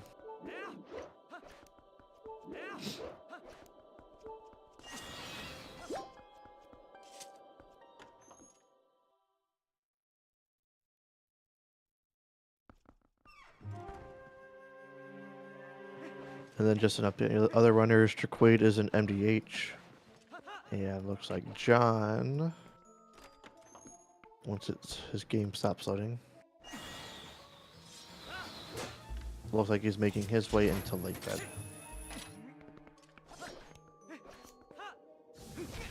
This is a pretty cool dungeon.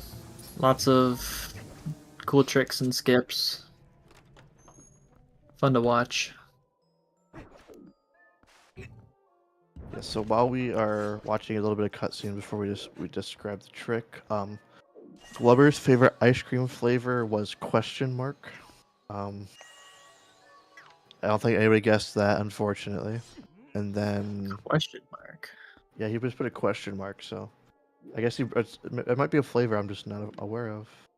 And then Pigeon guessed pistachio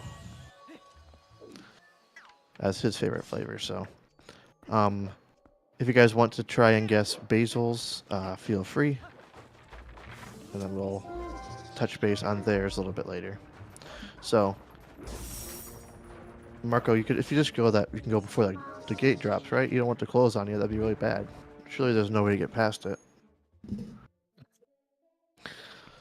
But Marco is going to be doing Pogate Skip, which was originally finally discovered back in 2000, or about a year ago now. But we did a much more difficult version which involved seam walking, frame perfect any blow moon boots, very precise clipping out of bounds of bubbles. But now we can just kind of do what he's about to do. So he's going to grab this pot and bring it over to the gate. And he's going to be using this pot to displace him out of bounds. So he's going to do a pretty easy setup to get in a position. He's going to ring the pot to grab it. He's going to look down, do 2 C-up cancels, and drop it with B to clip him into the gate. He's going to use the rupee to do a very short rupee slide and clip through the gate. And what he was trying to do was use that bounce to take 1 half heart of damage because it is faster to go through Epic Spinner Room after doing Death Sword to get back. And if you do Death Sword skip, you need to Death Warp out of the boss arena.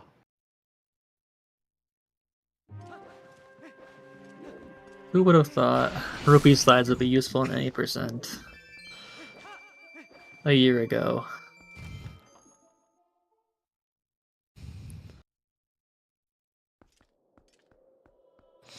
Because before this, challenge runs like low percent and low transforms would use rupee slides to get through that gate, but it would take 9 hours every time.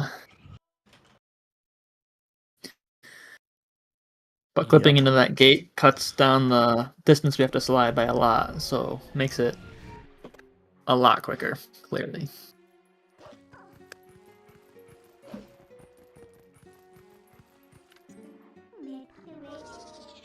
Here we're going to see another step clip to get through this room a little quicker.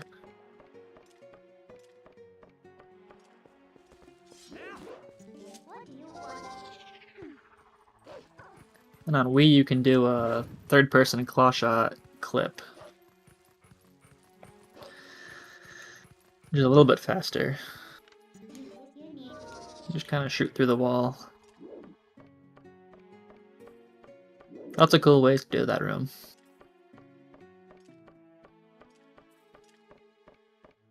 Yeah, so Marco is going to be attempting to do another super jump, like we saw with EMS, except off of Death Sword's big head, in order to jump on top of that gate, that little ledge over the gate, to try and skip him.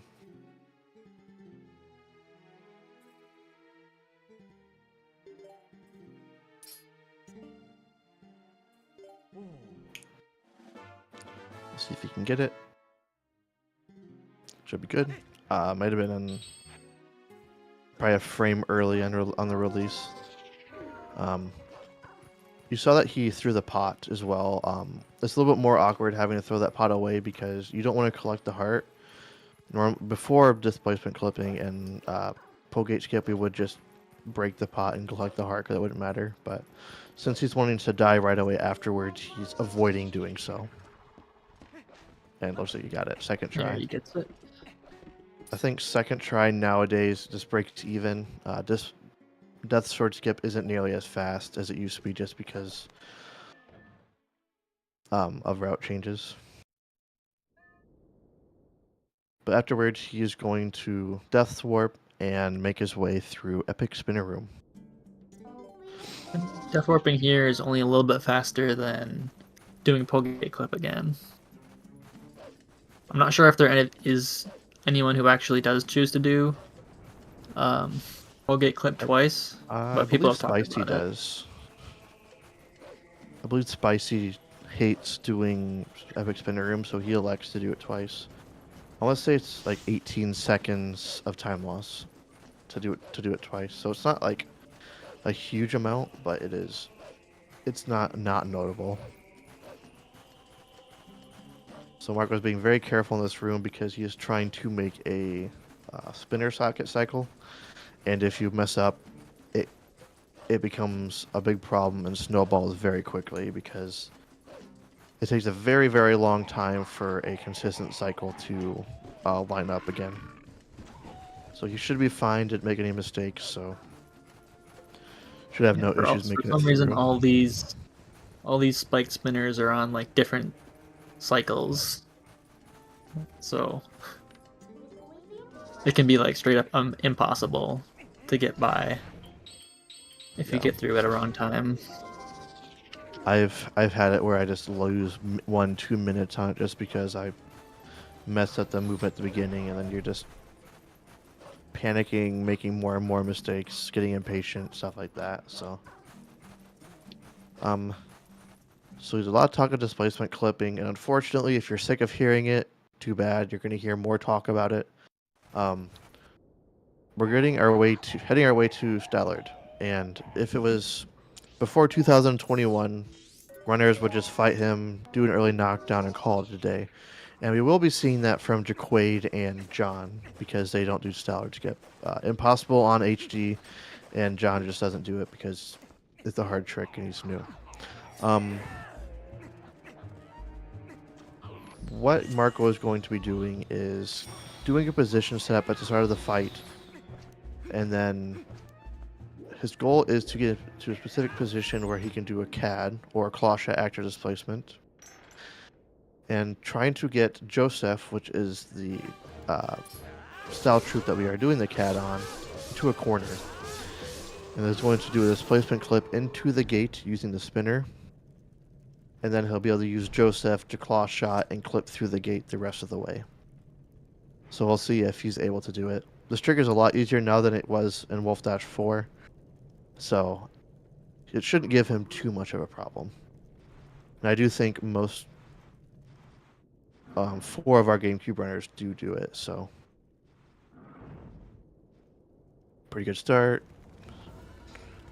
Buffering the proper angle, horizontal and vertically, and should be good. Perfect. So from here, the stress is pretty gone. You can retry it as much as you want.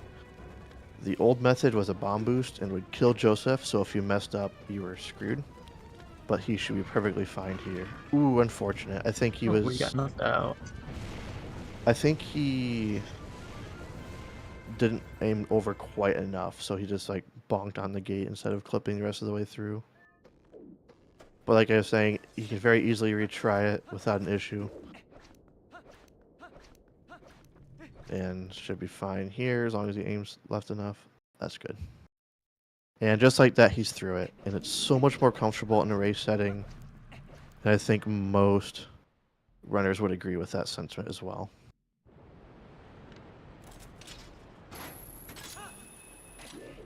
All 3 of the major tricks and arbiters, pull gate clip, death sword skip, and Stellar skip, have at one time been considered TAS only, and now we're doing them all in races.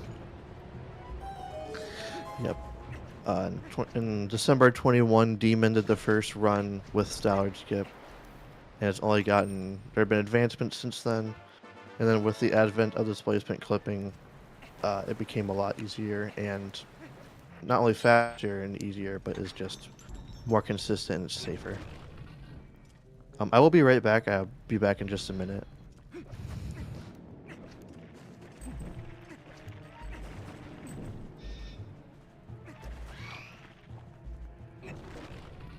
You can see Jaquade finally getting Master Sword after defeating Morpheal and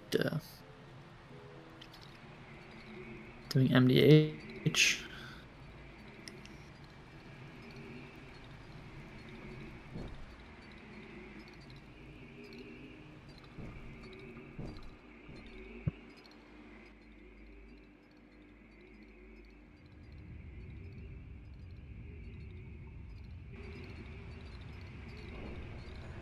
Pigeon on the setup for Pogate Clip.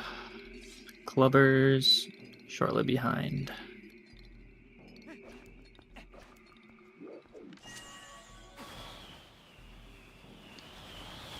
If you look on Marco's screen, he's doing probably the biggest sequence break, the biggest time saver in this whole run. Early sitting this guy, you can just transform clip into get the Sky Cannon, which saves having to beat second half of Snow Peak and all of Temple of Time and the Skybook quest. So a lot of time saved there. Very old trick as well. Probably the discovered in the first year of this game being released. All right, I'm back. Uh-oh, he doesn't have enough money. Hopefully Fire is feeling generous.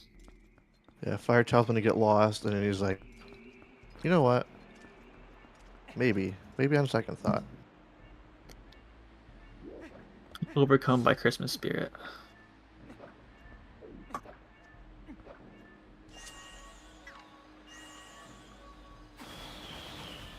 And for update everybody else, Basil is also doing Tollgate skip, and John is working on MDH. So I'll probably swap out a couple after I believe Jaquita is making his way to Peak Province, where he is going to be doing a trick known as Wolfo's Super Jump. And I guess we can use that time. People can start guessing his favorite ice cream flavor during that section. And we'll go. I guess I'll reveal Basil's before I describe what Jack's about to do. So it looks like Basil's favorite ice cream flavor was Moose Track's Smiley Face. The smiley face is very important, Nice. I'm guessing. Yeah, so Oh, I Jaquade don't and think I Snowpeak. guessed theirs. So HG cannot do map glitch, unfortunately. And I'm sure they really wish they could, because it would prevent them from doing this very, very difficult trick. So obviously they don't have the Reek Fish scent. So how are they going to get to Snowpeak? Because they'll just void out and they'll be sent back. Well, fortunately there are some Wolfos up here, and if you're able to manipulate them in such a way to where they climb over the mountain to the left, you are able to basically skirt the line of where the trigger is and where it's not, to super jump over the mountain on the left-hand side here. So his standing position is going to be very precise, as well as where he shoots as well as when he shoots the Stalfos, not the Stalfos, the Wolfos.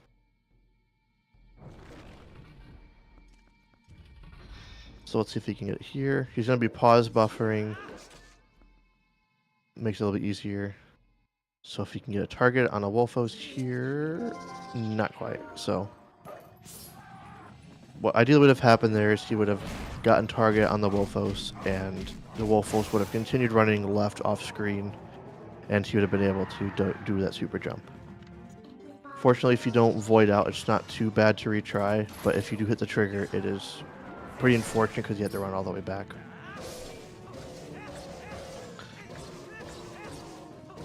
That was weird. And then you see Marco just transform in front of a door for, what, no reason? No, he's avoiding a trigger that turns the fan on in the main room. See if Jaquay can get it. Maybe. Should be good. Very nice. Nice. So that was a trick that was discovered by Eck back in 2017, 2018 when he was working on the All Dungeons tasks. And it ended up not actually being useful for the task, but ended up being useful in certain runs and in the HD runs.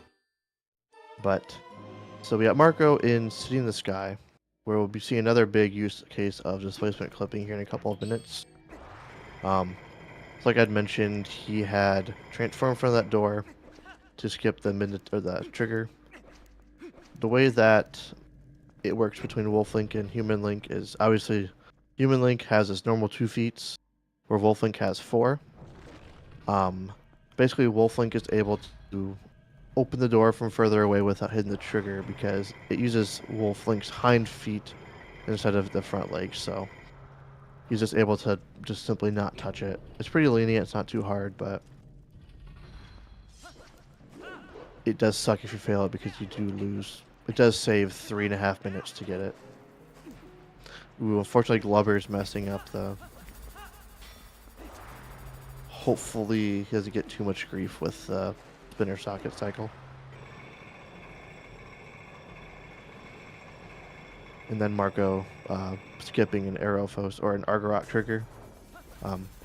not only is it faster to not watch a cutscene, it also watching or that's going to set his spawn position back at the small key room, having skipped that, and ends up saving a little bit of time as well. Clubbers successfully dodges the evil Beyblades. And it looks like Pigeon does not go for style art skip, so if Glubbers and or Basil go for it, that could kind of make it a little bit more even.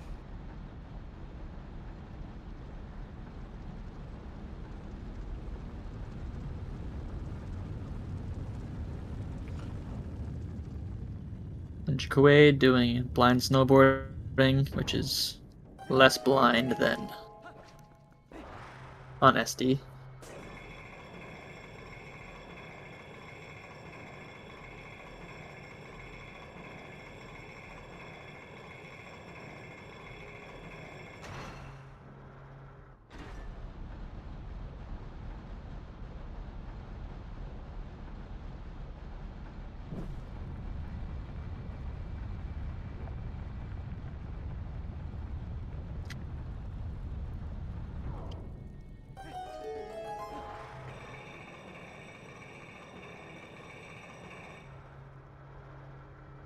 Marco coming up on Sadiq Gate clip here.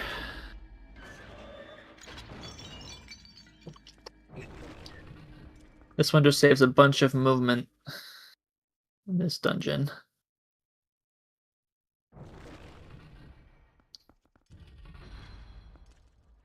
Gets it no problem.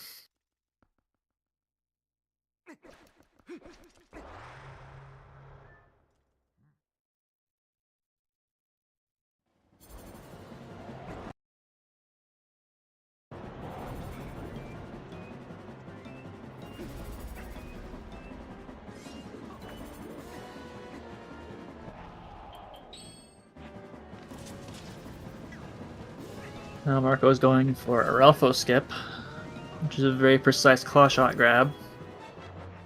Does a nice angle setup to get it no problem.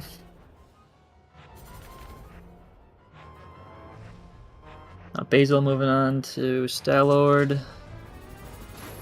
And Glubbers on the... Looks like he gets the CAD for... Nice. That's very nice.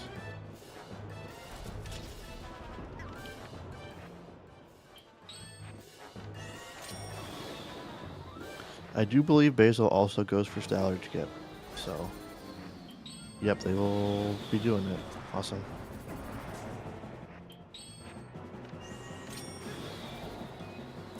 Interestingly, save warping in City in the Sky puts you at that small key chest instead of at the entrance of the dungeon. I think that's because the developers didn't want you being able to avoid the Argorok cutscene. But nice Glubbers getting anyway. through. It looks like Pigeon is still ahead of them, despite not doing Stallard skip. Looks like a 156.37 for Pigeon and 157.49. So probably about a minute 10 between Glubbers and Pigeon, and then Basil is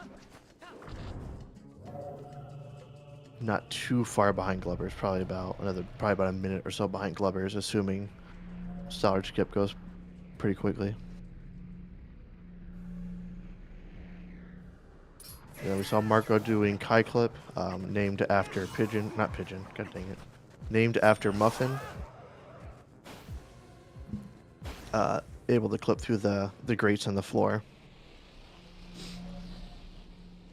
And that skip's going outside, which is one, incredibly laggy, and also is just slow. And then he's going to skip turning on these fans by doing a couple of singular LJAs.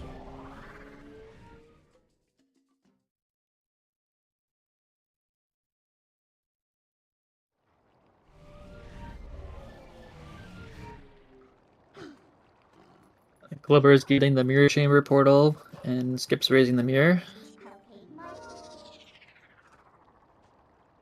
Not quite sure how that works. Not familiar. How what works, sorry?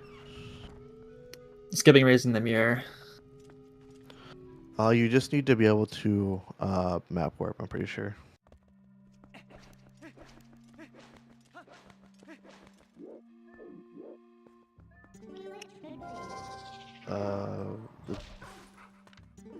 I think Basil's trying to get Stallard to turn, maybe? Having a little bit of trouble with Stallard. If you don't get it right away, then it can be kind of awkward to juggle his breath as well as doing the setup, because the setup does take a little bit of time to do. And I believe they do the iron boot setup, which is also a little bit, takes a little bit more time.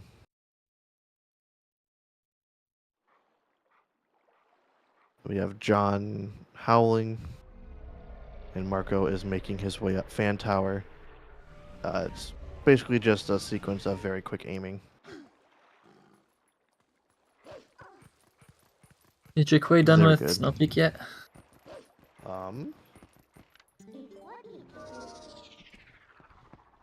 It does appear so, yes. He is making his way to Arbiter's.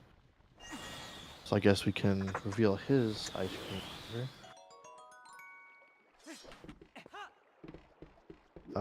His is vanilla, so pretty traditional ice cream flavor.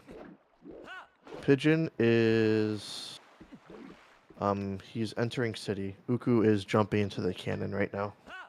So he's got a pretty decent lead over Glubbers and Basil. About a minute and a half. Anything can happen still. There's still a lot of game left, but he does have a pretty decent lead. He can afford to make a few mistakes. Yeah, so John is making his way to Snow Peak, so if anyone wants to try to attempt to guess his ice cream flavor, go ahead and feel free. And then we'll enable it, well, then we'll reveal it a little bit later. John likes peanut butter chocolate chip.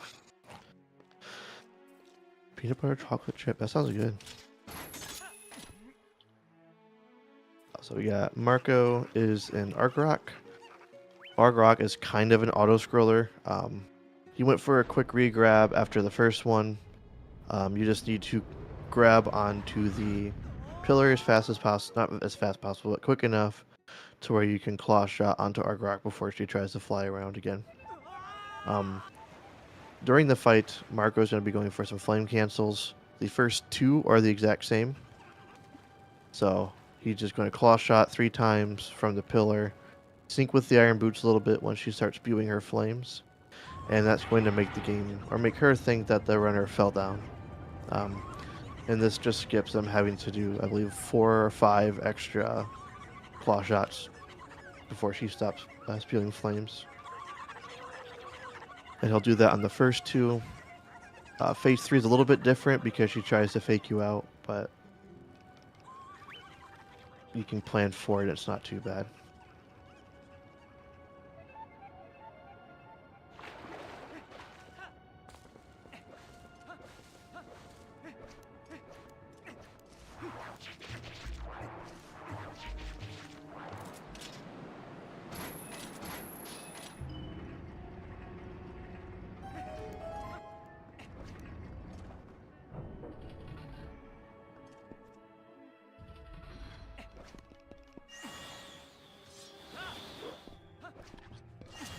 Does Argrok have eyes? Does she?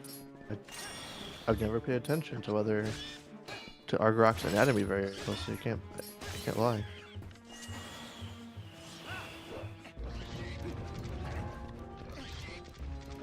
I don't know when I noticed that. Like,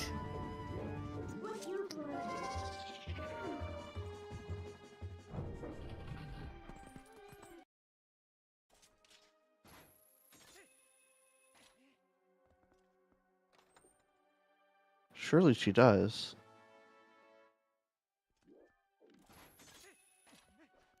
See, now I want to look at a picture of Argrok and study her face. maybe she's got like tiny ones. You can never see because you're not close. Maybe she uses echolocation. She does roar a lot. It's true. Yeah, so we see Marco sinking after claw shotting a few times, and is going to take Iron Boots off as soon as she starts shooting her flames again.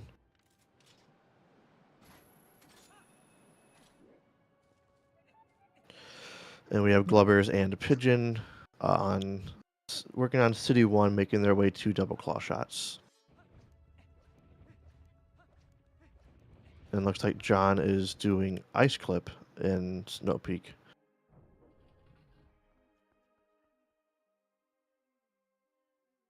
Honestly, don't really see this strat anymore because of displacement clipping and ladder freezer cancel.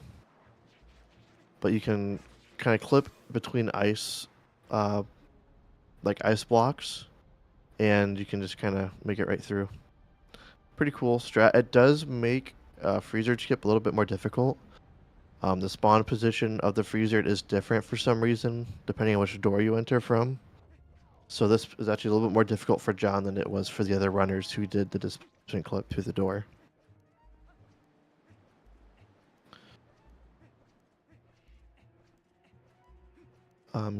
John saying rip may have failed. Looks like he, dies to freezer. This is an example where Wolflink taking double damage is quite unfortunate. I'm not sure if you are even able to clip when the freezer is at that angle. Yeah, I think you can't be facing directly the corner. I think you need to move back a little bit. So he is facing a little bit away. Got Pigeon doing City Gate skip, City Gate clip.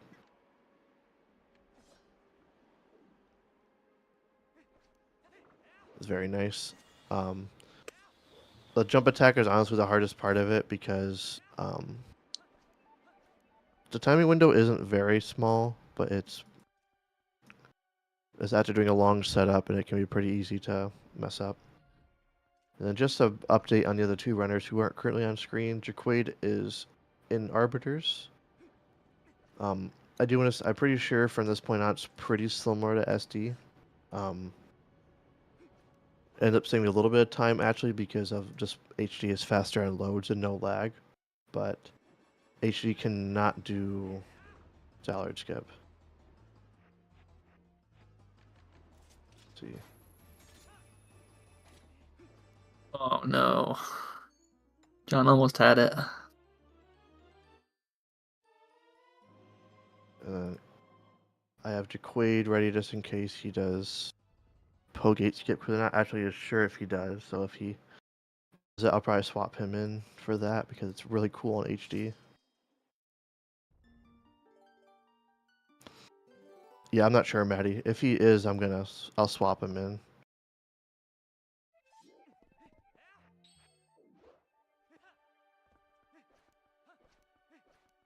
I don't think we noted, but there's a displacement clip we can do to start the Aralphos fight just a little bit earlier. Like clipping through the door and landing further down in the fight.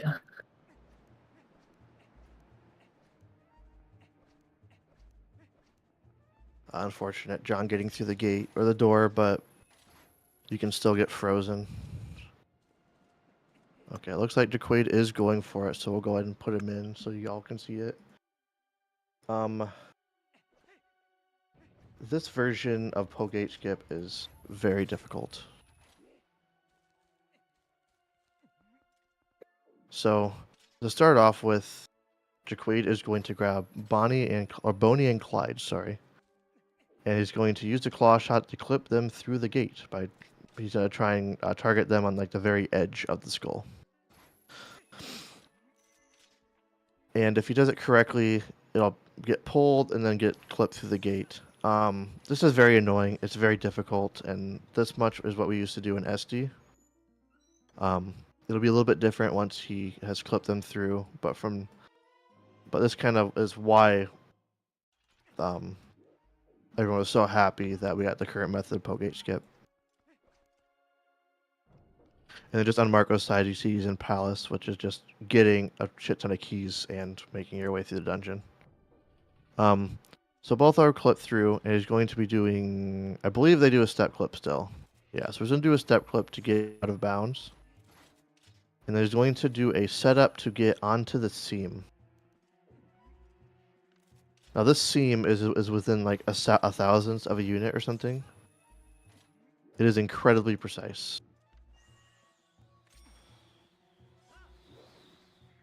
Oh, we probably didn't see, but he got Shield Bash, the second hidden skill, because that makes this part possible to be able to cross the seam without notches. Just helps so you get he's- across the sand. Yeah, so he's setting up a very, very, very precise angle. And is trying to basically, you'll see it once he gets it. He's gonna, okay, almost. So he's trying to basically clip in that little jut in the wall. He's trying to be right clipped into the wall, right in the seam.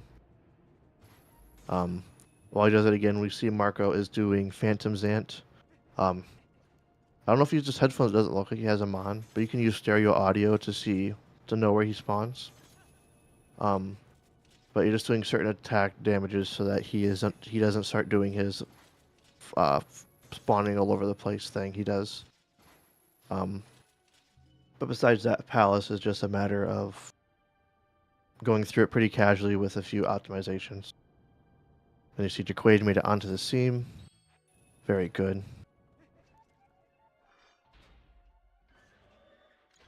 So he's doing some things again because he doesn't have notches that makes moving perfectly straight very difficult. So it looks like, I'm guessing, he's trying to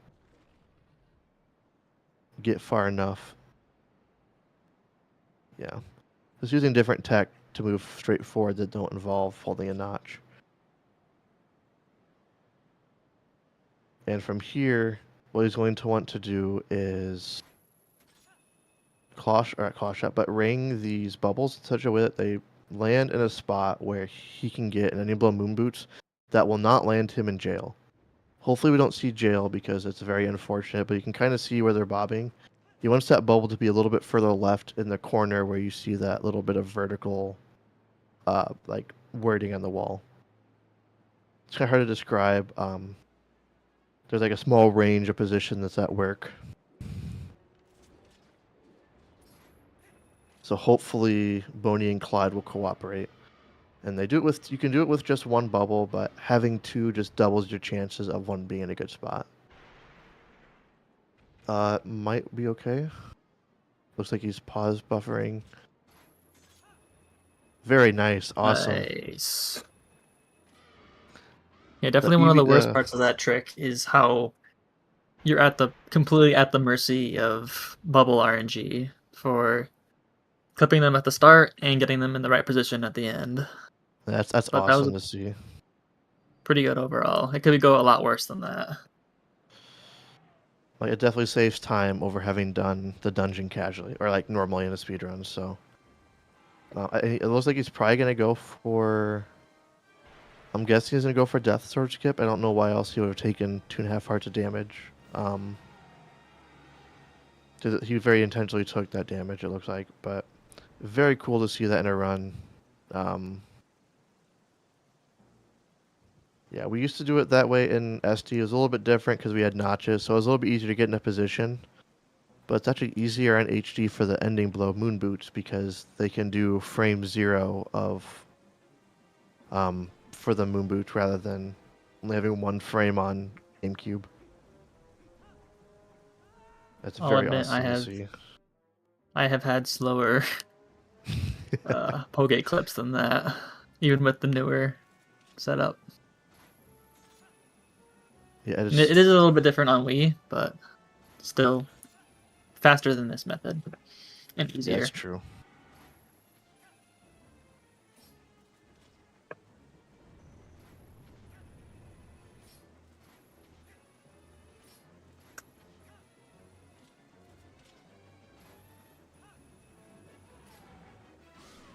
Yeah, so Jaquade is... I'm guessing he does Stellar Skip, but that's Sword Skip. I'd be very surprised if he did Pogate Skip but not DSS. Yeah, there he is. Oh, Uh, don't get the does heart. he want Don't. the heart? Oh, I don't think he does. Oh, of course he does Death Warp because he did Pogate Skip. I'm stupid. I was not thinking. But yeah, I it's don't want to another do instance that. where some HD renders think it's easier in HD. I think it would be harder because you don't have notches, and I rely on notches a bit. It looks like he's just going to fight him. Cutting his losses. That's all right. Does he have bombs? I do not believe HD gets bombs.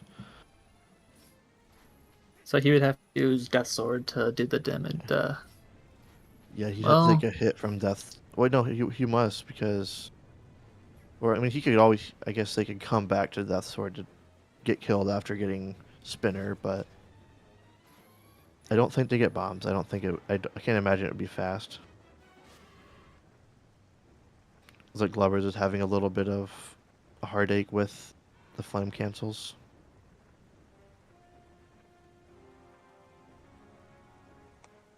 HD gets 0 bombs. Okay, good to know. Yeah, I guess I know in general, like, it's either ZA or bombs, but I didn't know for sure with HD. And during all that, Marco has been making his way through Palace. got the second soul here. Yeah. We missed Stupid Room a little bit. That's probably the most notable thing to talk about. We'll cover it when the other guys get there. But where's Basil? We'll probably pull them on for probably close to the remainder of their run. For Jaquay, it's going to be pretty similar to the rest of them. He just has to do Stallard casually. And then John is in Boldland Camp.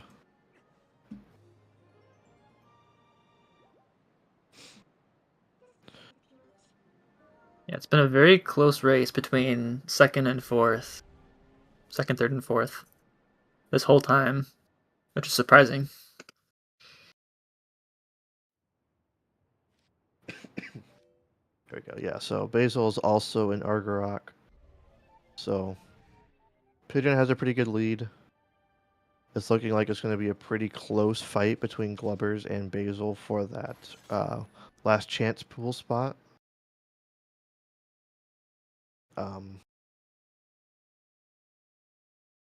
Looks like Glubbers might be a phase ahead of Basil, maybe 2.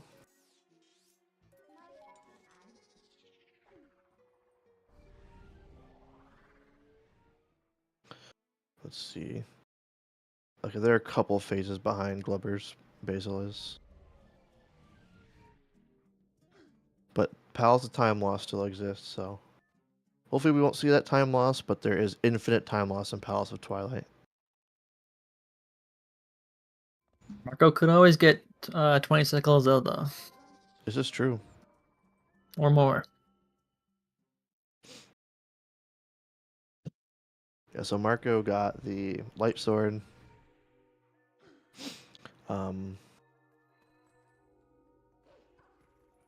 This has the same power as Great Spin. We don't get it in this category, but it's just kind of a fact of it. From here, Marco is going to make his way through Palace 2. Again, just another section where it's casually. He can do a few LJAs here and there to speed up things and just have optimal fights. But in general, Palace of Twilight is a very casual dungeon, unfortunately. Lots of waiting for cycles, platforms, and heads. Yeah. It's like, I mean, you see Pigeon killed that Zant head and had to wait for a chest to spawn. He'll do the same thing in all the other rooms except for the Phantom Zant rooms.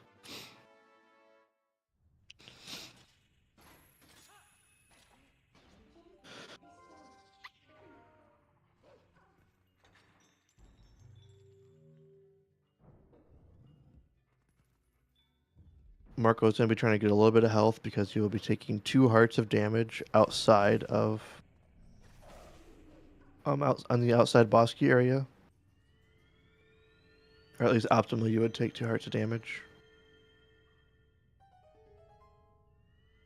Lucky, nice heart there. So he has just enough to where he can get by.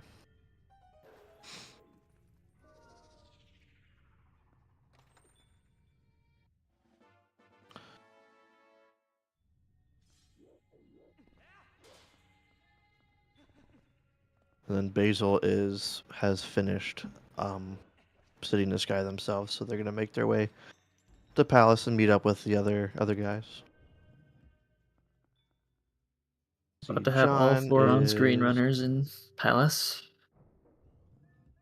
so John is in Arbiters, and Jaquaid will also be in Arbiters.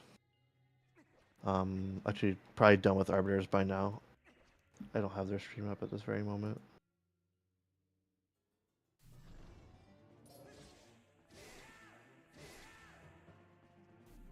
Yeah, so he is doing early knockdown.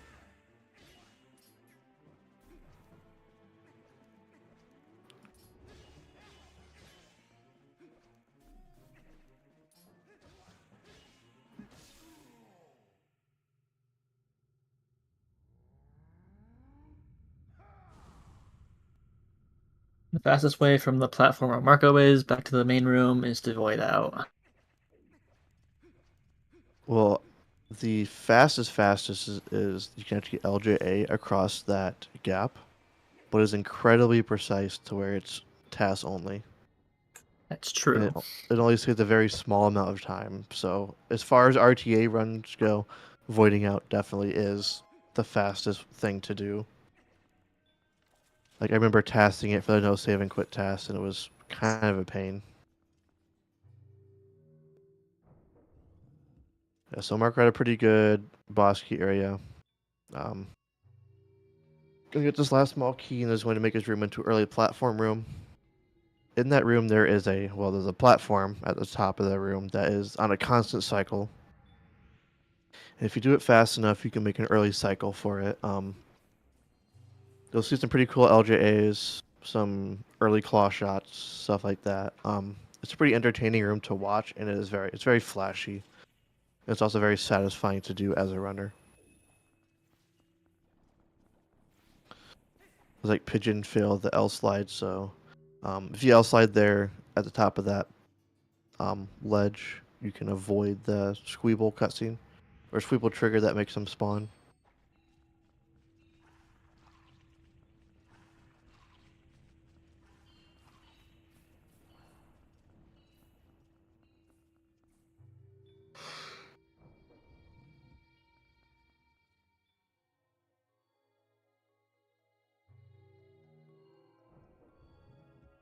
Oh, unfortunate fall. Marco. Oh, I missed it. That's unfortunate. Luckily, he can spare a little bit of time, so it's as far as his position goes, it's not too bad. But no one likes to die in early platform room.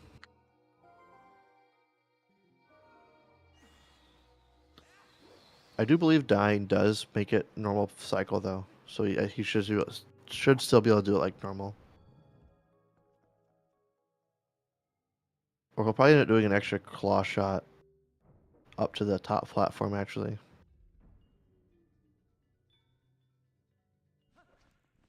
But I didn't see where he fell, so maybe not. So we got Pigeon in Stupid Room. So you got these platforms to deal. That was super late. So you had those keys at the very start there. They can just sometimes hit you when you claw shot up for no reason. I'm pretty sure it is just strictly RNG, but you can just be claw shotting up and just get hit by the keys for no reason, and it's very frustrating. If you do that, it just screws up the entire room. The other day I got a very sad clip of me getting sniped by that last Oh no. Zant head and falling all the way down. There's just examples of random stuff can happen in Palace, and it can be so unfortunate. I had to run before all like the new stuff was found, where like sub 250 was still a really good time. I was on 252 or 251 best possible time in Palace. Reverse stupid room, I went to claw shot a heart, and I claw shot a target on the wall, and just completely killed my run there. It was tragic. Aw. We got Marco. Don't throw the platform. He's just doing massacring a family of 4, and is gonna make his way into Zant. Zant is a really cool boss fight. It's basically a boss rush with Zant's own chaotic spin on things. Also, you saw Basil getting the Squeeple skip. So you have the Diababa phase, which we saw from Jaquaid. You have the Dingoro phase, which we didn't see from anybody because that is a Goron Mines boss or mini boss. Then you have should be Lakebed with Morpheal, Ook, Blazetta, which we didn't see, and then an arena outside of Hyrule Castle. Each phase is chaotic and entertaining in its own special way.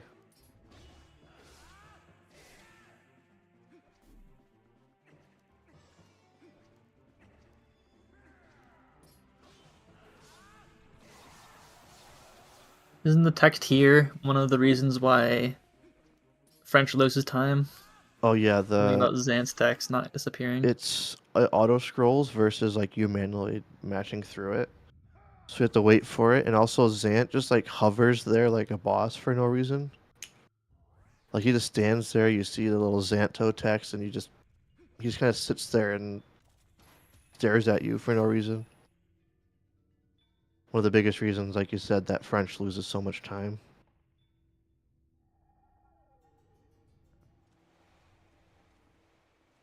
Unfortunate Marco is Ooh. going for a 1 cycle. If you interrupt a full combo by holding an attack and then finishing it, you can 1 cycle it, but you have I want to say a 2-frame window to get to work. Saves a little bit of time. Kind of unfortunate when you don't get it, but and then we have the Morpheal phase, which is 100% consistent. So as long as you practice it, you should never really fail it, as long as you don't make any silly mistakes. So it should be pretty easy sailing for Marco. He wants to make sure to do the fastest sword combo. They have Yeah. more time, more air. Yeah, when you have the hero's clothes on, your sword slashes are very slow. When Quaid gets to underwater fights, you'll see that wearing the ZA, the Zora armor, Link attacks a lot faster, as well as just moving faster.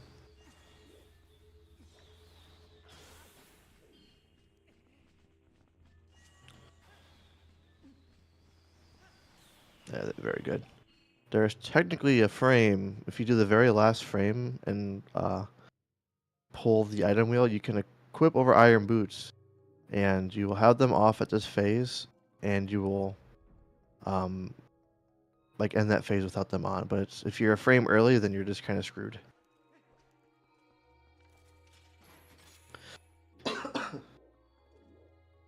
And then we have the Blazetta phase, and this is the only reason that we get the ball and chain. It saves time elsewhere, but this is the only required use of the ball and chain. There is no way to damage Azant's footsies without the ball and chain. If we could, we would just skip it entirely because it is not required anywhere else.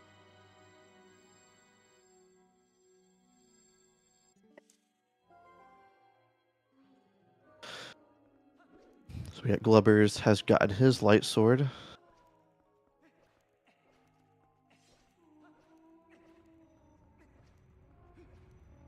That's Pigeon. Kleber is about to get it. Oh, yeah, sorry. I was used to Glubbers was always in the top right. Yeah.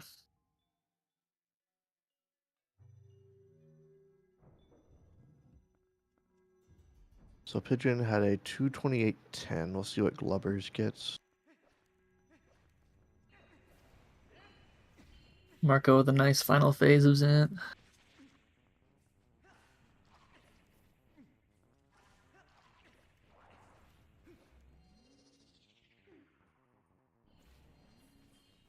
I find it impressive because I usually mess up Zant.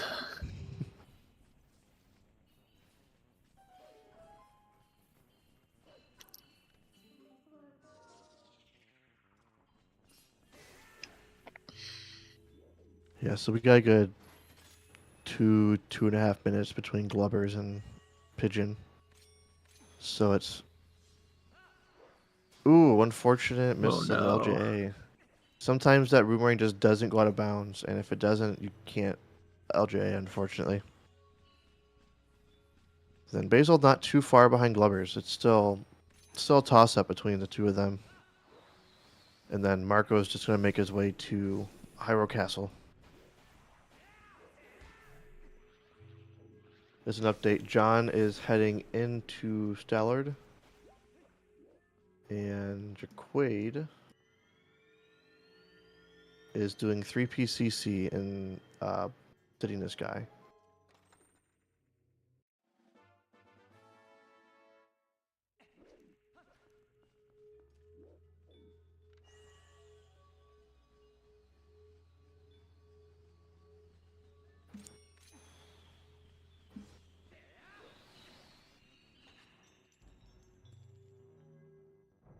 Marco approaching a vital trick. Without it, the run is invalid.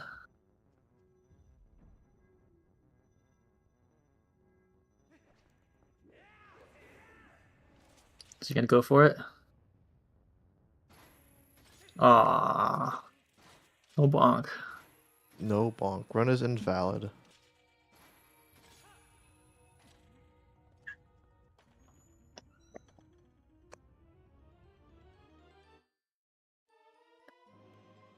Yeah, it's just a fun little, I guess, meme that we have in the community that to validate a run, you need to get that little bonk into the load zone. Because funny bonks One of are the funny, you know? Yeah, one of the only bonks that doesn't lose time in the run.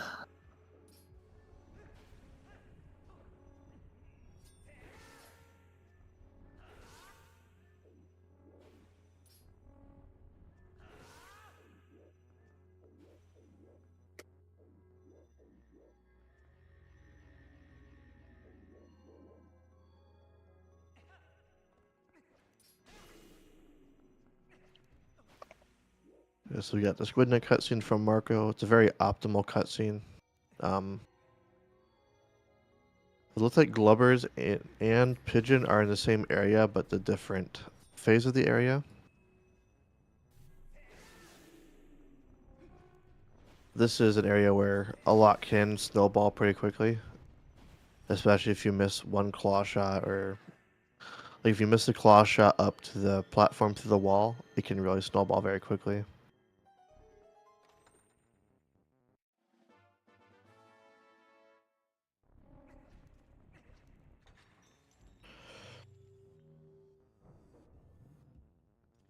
Alright, so we got Pigeon making his way into early platform room. Hopefully he can have a little bit more, I guess a little bit less misfortune. So he's calling Midna here. It's not necessary. We saw Margot do it without calling Midna, but it stops the platform from moving up top, but still lets the timer of the Shadow Beast to keep going. So it makes it a little bit more lenient for you. So some runners opt to do it that way just so they have a little bit more leniency. When Glubbers, I didn't see what happened to Glubbers. I think I heard a head ball thing, but unfortunate.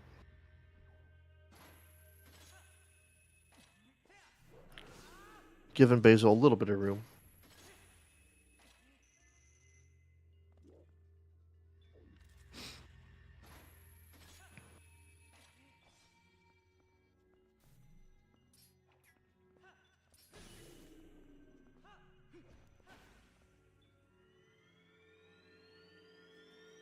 Marco coming up on KB4.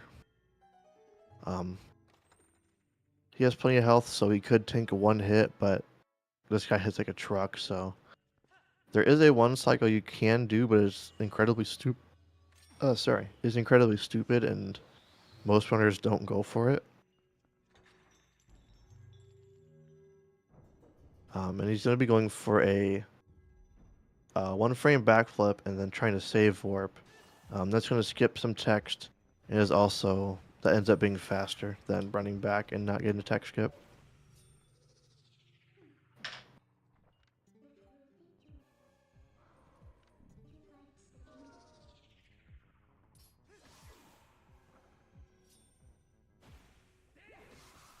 Nice.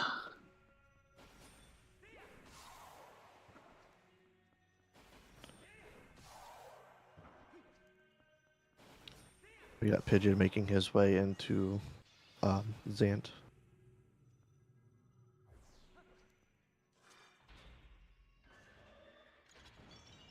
Nice 2 hearts from Glover's there. The Rang managed to pick him up on the way back. That was kind of funny.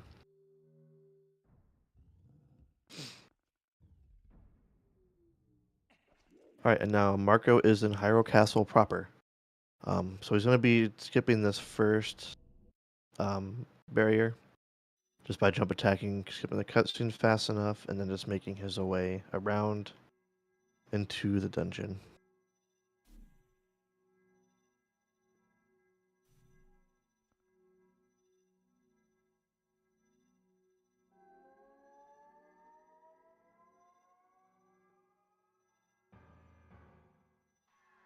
Zanto. Super Tour.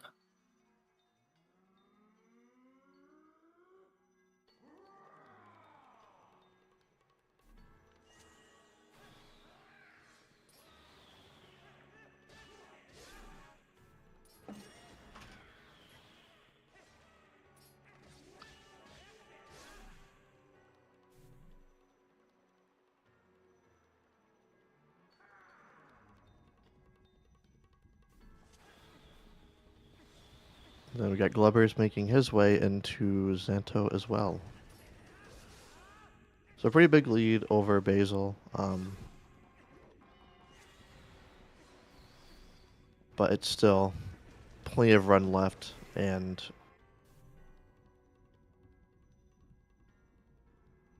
anything can happen. Marco is... Clippers on German. Yes, he is. So we're gonna get Super Tour Zanto. Slightly different.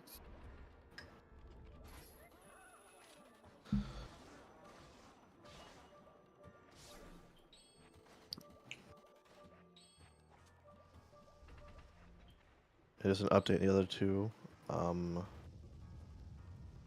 Zant. John is doing the messenger fight at the mirror chamber, and Jaquaid is making his way to Stallard. Or not Stallard, Argarak.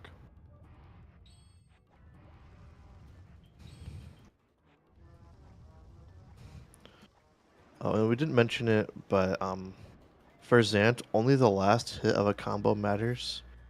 So it's very noticeable on the last phase where they'll start the combo super early and only hit the last hit, just because, like I said, that's the only one that matters.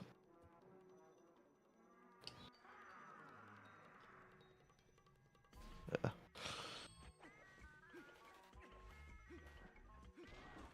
Marco about to meet all the friends that we met along the way. Giga friends. Uh-oh. Well, thank God they blocked that arrow. You would have taken a That quarter was a heart of close damage. one. He almost, yeah, almost took a quarter heart. Or 2.5 hearts if you're wearing Zora armor. Yeah. Because we saw Jaquaid take intentional damage earlier. One fire bubble hit did 2.5 hearts of damage just because Zora armor does 10 times damage to fire and ice attacks.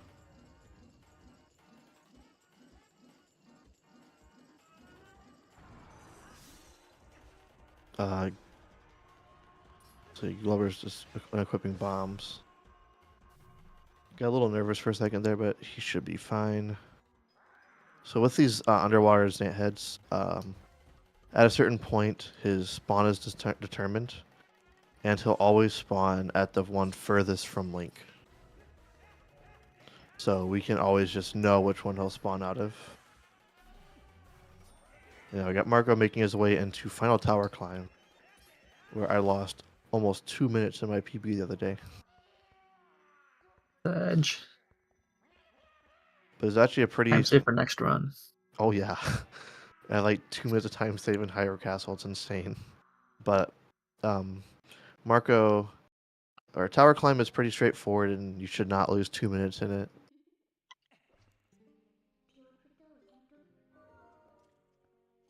But what's more important is Zelda. Zelda is RNG. Do you want to touch a little bit on how Zelda RNG works? Yeah, so there's a minimum number of cycles before she can use a energy ball attack. And the energy ball is what we need to reflect back to advance the fight. The minimum number of cycles is 7, but she can, in theory, give as many as she wants. And it's completely RNG. So all you can do is cross your fingers and when you're on PB pace. Hope you don't lose that much. Yeah, in most cases it won't make too much of a difference for like a race unless or they're that close together. But like Claude said, it is just strictly RNG. And not only is there RNG in the number of cycles, there's RNG in what kind of attack she does. And also how long between attacks. So not only could she do 9 phases, she could wait forever between attacks. And she could also do the Doritos or the triangle attacks, which are also slower. You see, yeah, so his minimum is an 8 now because ideally you get a ball on 1, 3, and 7. So by starting off with a not a ball, it makes the minimum 1 higher, basically. So he can, at best, get an 8 cycle.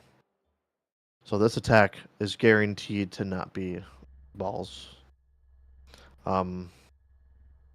Let's see, he's trying to keep on the SD GameCube version, the look at the throne is incredibly laggy.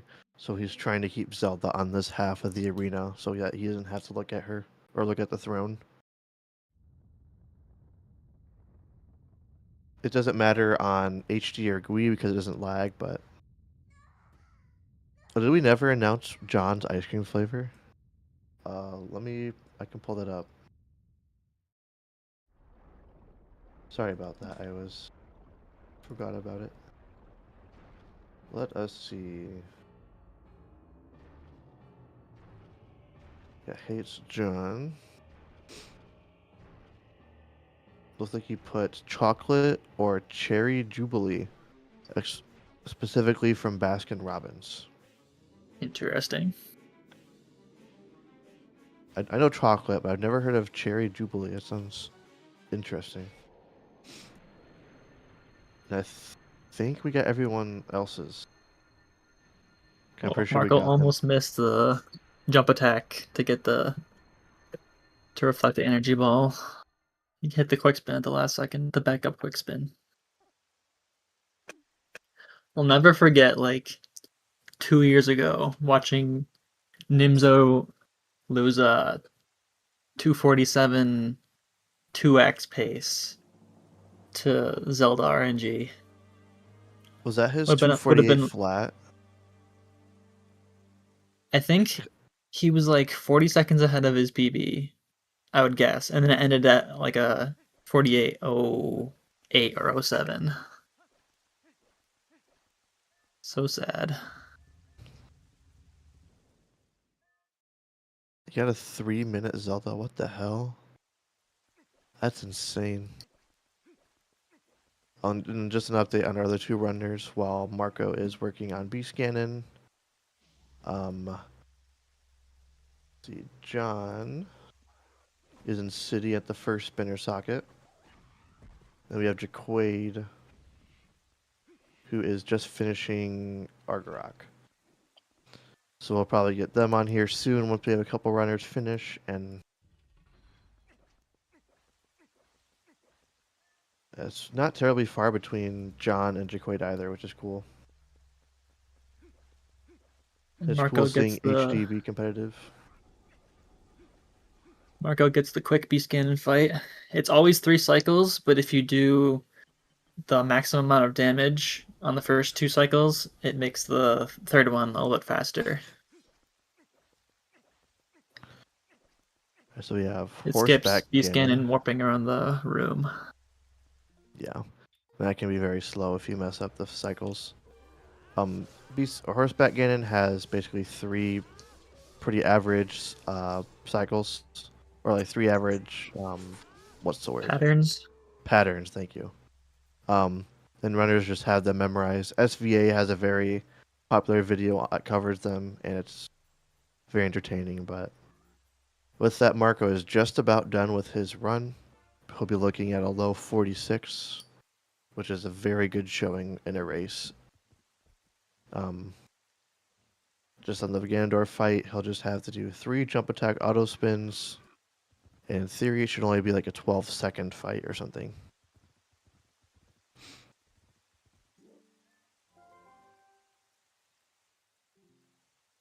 Last Wolfdash, the fastest race times were maybe some 49s. I don't know if there were any 48s. I think Nimzo may have gotten a 48 in a race. I could be mistaken.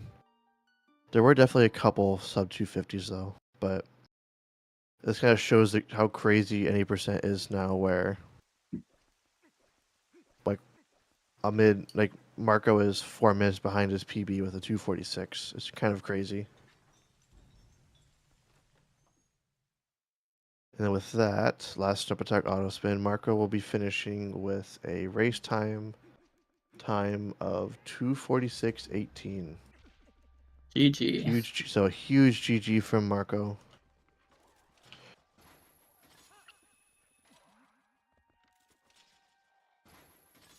Yeah, Marco, if you are listening and you want to hop into the waiting room for a short interview, feel free. Of course, completely optional. No pressure whatsoever.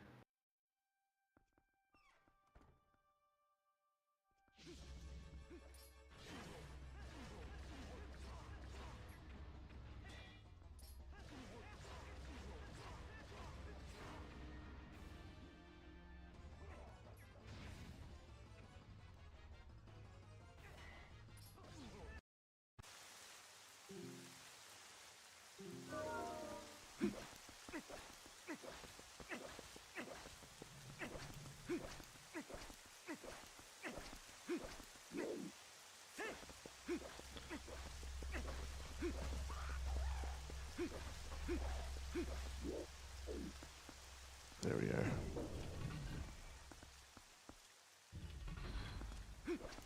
So there should be ordered in order of who's ahead, but again, still some of the run left is 100% guaranteed. But Marco did secure himself the number 1 position in his pool, which, let's see, who will he be up against? So he's number 1 of number 1 seed of pool number 2. So it looks like he's going to be facing Notable Cass in round 2 of the winner's bracket.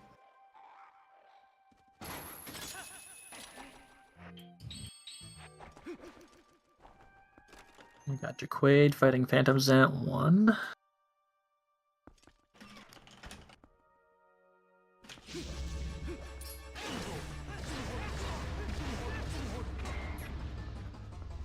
It looks like it's almost 5 a.m. from Marco, so he's not going to be joining us. Oh wow. Him and Pigeon, they're France, so I'm glad that they agreed it's a pretty late match, which is nice. Yeah, no, G's had a late match too. Oh, I think you think you're right, Bedandra. I think I misread it. Oh, yep, I was looking at the wrong one. Oh, Marco's is, yeah, it's undetermined yet.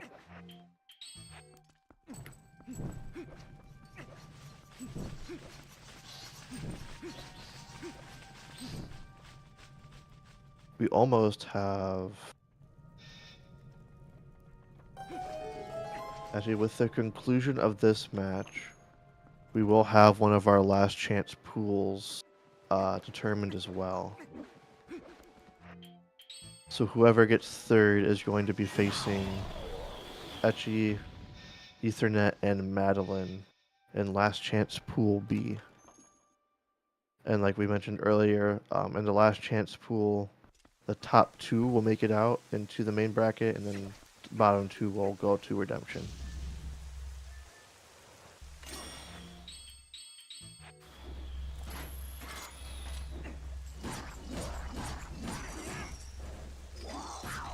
Very good fight from Glovers. He is on pace to get that number 3 spot. Excuse me.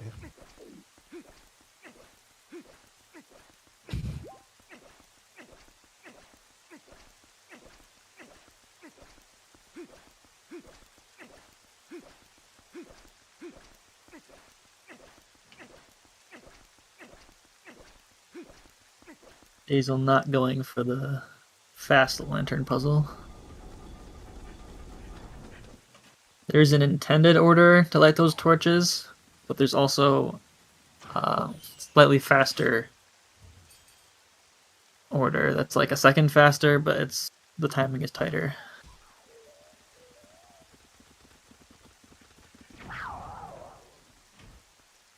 I didn't notice if anyone else went for it.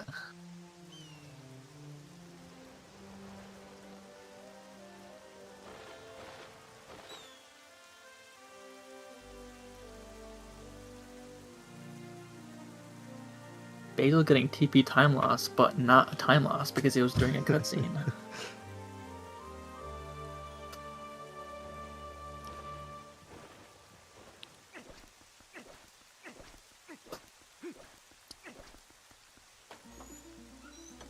Pigeon claw shotting to skip the last barrier. That took 10 years to find. Nice super jump from Jaquade onto the ledge there. Doesn't save time, but it's cool.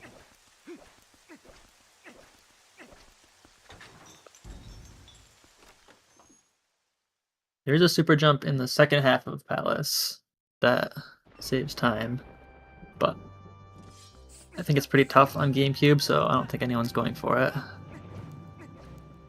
It's a lot easier on Wii.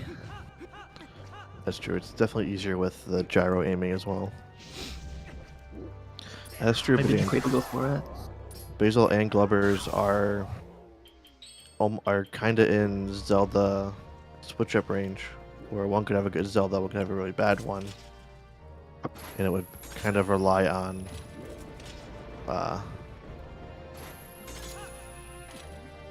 performance.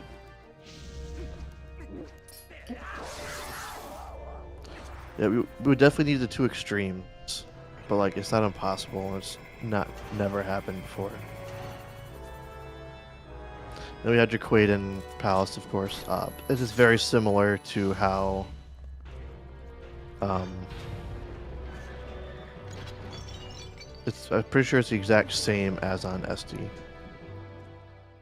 Just a little bit faster because less lag and faster loads.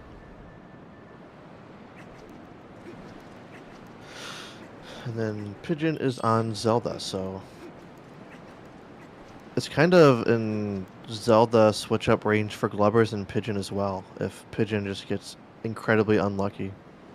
But I don't know how long Pigeon's been in Zelda, though. I haven't been paying attention, to be honest.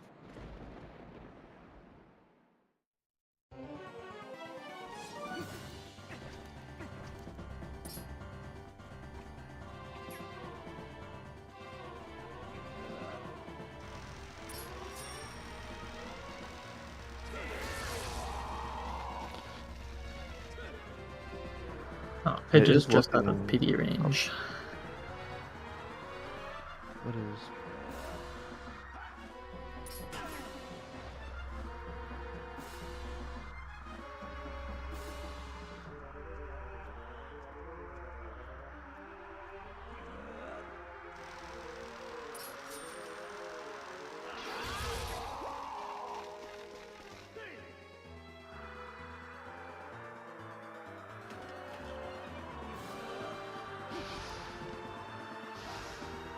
Basil joking about going for Zelda Crash. You pull the item wheel in the first frame of Zelda's boss attacks coming up, it'll crash the game. And I think they patched that out on HD by just removing control from you until the text goes away. I don't actually know for sure. I don't know too much about that. I'd believe it though. HD patched some stuff in weird ways. So we got Basil making their way into Zelda as well.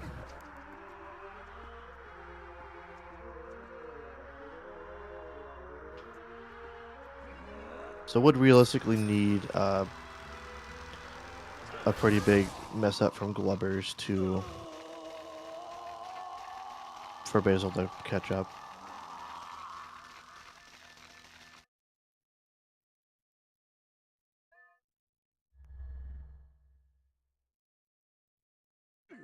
Oh, I have not been counting cycles on anyone.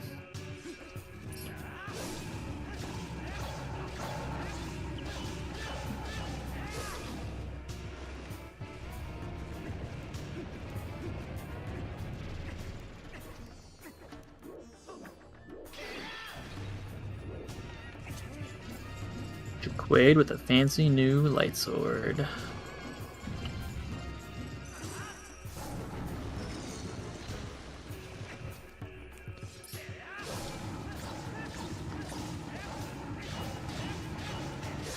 Alright, got Pigeon is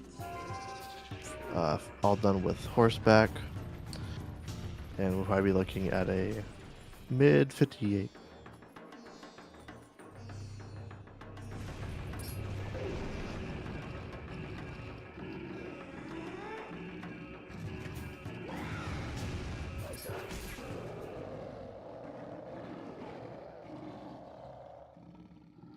And I'm not entirely sure if Pigeon has PB'd since the start of Wolfdash. But as far as seeding goes, it's actually a pretty big upset because he was seeded number 4 in his pool.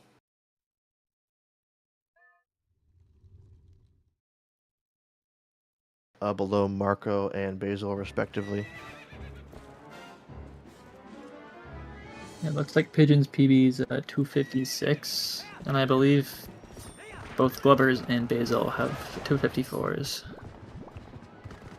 Yeah, so they're all still very close to each other in terms of PB. And that looks like time for Pigeon at race time of 2:57:48. GG. Pretty solid race showing as well. I know it is pretty late for Pigeon, but if you're listening and want to hop in for an post-run interview, feel free, but of course, no pressure. I know it is basically tomorrow already for you. It's tomorrow. Yeah, Pigeon will not be joining us. I don't blame. Alright, so we'll go ahead and do one last swap just to get those who are still running on. Though Glubbers is basically almost done.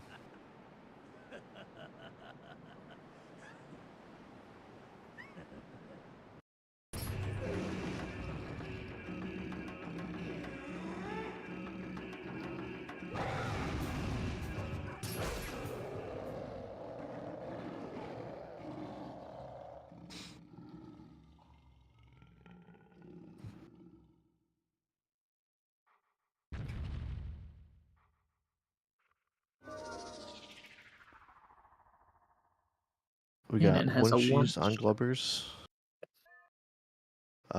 German has a thing where the this text here is just normal text. So you can just kind of choose when to start advancing it, and a lot of us try to get on Wunschie's because Wunschie's is a funny word. And a big GG from Glubbers. GG's. He needs to finish on a race time. Hey, Glubbers, if you're listening, you need to finish on your race time.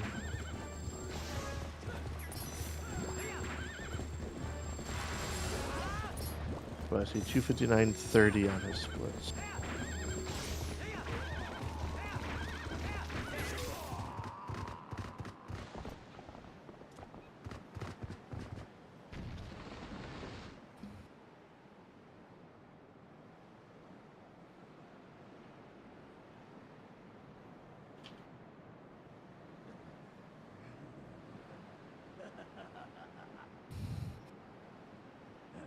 Hopefully he does that before Basil splits, because that could be kind of awkward. I was just gonna ask, what happened if that ended first? Basil ended first.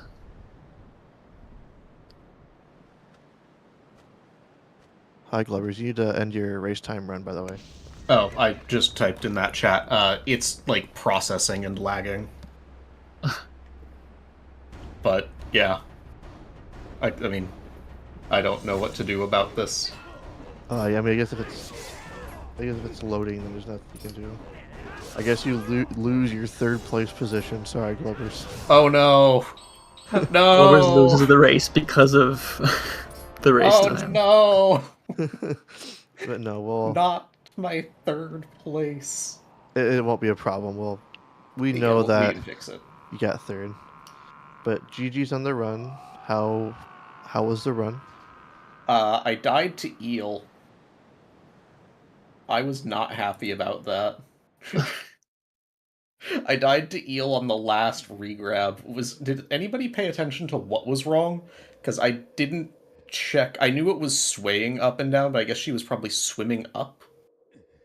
If remembering yours right, I think it was just a bad head bob. It was kind of a sketchy one that I probably would have went for myself, but I don't think I'd been like, this will work in my head. But I think it was just unlucky though. That is fair. It was definitely very unfortunate. I don't know, I guess my biggest takeaway from this run was, like, that's what a sub 3 is these days, I guess? Yeah. It's What?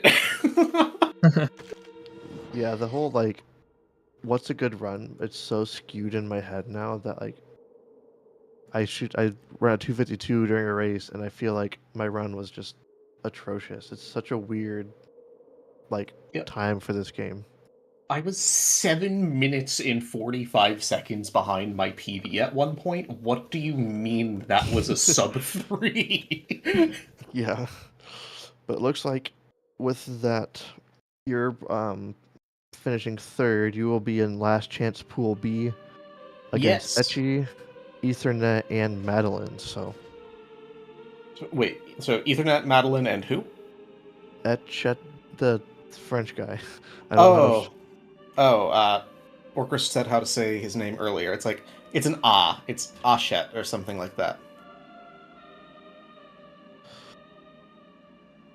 But noted. Is that the full bracket? For what, sorry? Is that the full last chance? Yes, it looks like it. Yeah, that's the full last chance. Each last chance will have 4 people, so we'll probably try and get that scheduled here pretty soon. I might make a chat for you guys tonight or tomorrow, so we can get that taken care of.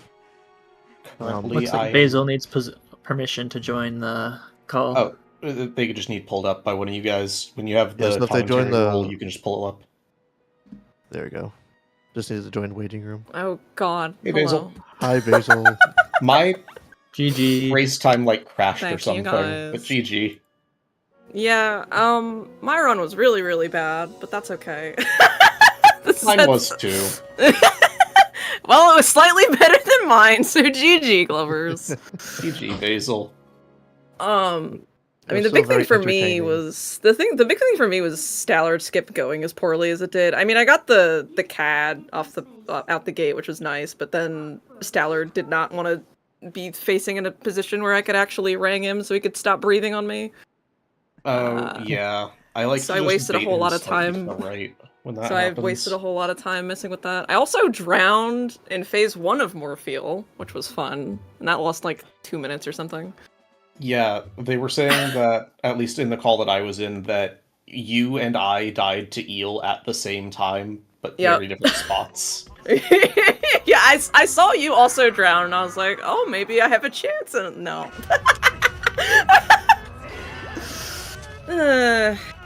It's okay. Yeah, I'm just here in awe. Like I was saying, that this is what it takes to get a sub 3 these days. I know that it is a hard time, don't get me wrong. That does just say something about my ability to play the game. But wow, what do you mean a sub 3 is that? Yeah, I mean, I didn't even get sub 3, but like 30118, but getting like that close with all of the things that happened in my run is kind of crazy. Oh my goodness gracious. My run started out okay. Like, I missed Gorge Void. Was like the one, like the first like kind of bad thing that happened, and then I kind of just slowly lost time from there until the end. So that puts Basil in 4th place of our bracket, which would mean that they are in the second round. They have a bye in the redemption bracket, and then are against Mr. Mimi. Is that correct? Against who? Sorry, I was. Mr. Mimi. Okay. That's what it looks like on Madeline's website to me. I've got no Yeah. clue. If that's what's on the website, then the website is accurate, so that should be good. Okay. Cool. Well, I mean, I'm glad I at least get to continue. Like, my big worry was, oh, what if I just like get last and I can't even do more races? That would be sucky. Yeah, so you a should have big had part of 3rd why. place. Yeah, a big Look, part of why we I had did my best, okay? It was fun to watch. I mean, This there were a is- lot I of mean, points this where it is was the- close. Yeah, The this is fact the that- first like tourney like this that I've ever participated in, so I don't know. Like, nerves were definitely a big part of it for a few things. Like, my heart was like pounding for like the first 30 minutes, and I was losing. Like, I was like, please, just calm down. The fact that 3 of us were as close as we were, apparently, for the entire race. I don't look at where people are at. I only knew where you were, Basil, like, from city onward. Because that was, like, the point that I was like, wait, what do you mean they're that close to me? Yeah. Yeah, it was pretty close between me, you, and Pigeon for like a good chunk of this run. Yeah, I'd say like the majority of the run, it was like we couldn't really tell who was going to win until like the last half hour. Really, it wasn't very decided because it was so close between you guys. Yeah, and that's, like, the best kind of race to commentate in my mind, is the ones that you get to just see all of the action happening, regardless of where it's happening. Nice. Trickway gets the bonk. So I think he wins by default. I don't know if anyone else got it. I did not bonk, and I was upset by that. I was considering forfeiting. That's understandable. I was I gonna would too. reset if I didn't get box break. I'm glad you got box break? Question mark. I did.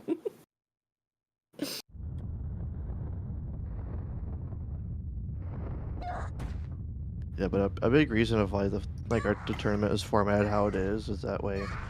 Like everyone has like I think they at least get 3 matches, and that's if you, or I guess 4 matches if you count the seeding race. So you get like your pools race, you get either main or redemption bracket match 1, and then losers of that bracket for at least 3 matches. So we at least want everyone to have a chance to participate plenty.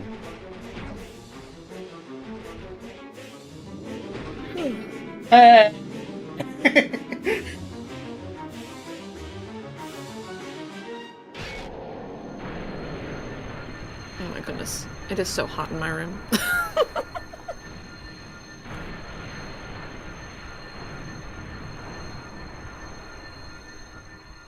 I got a 309 apparently.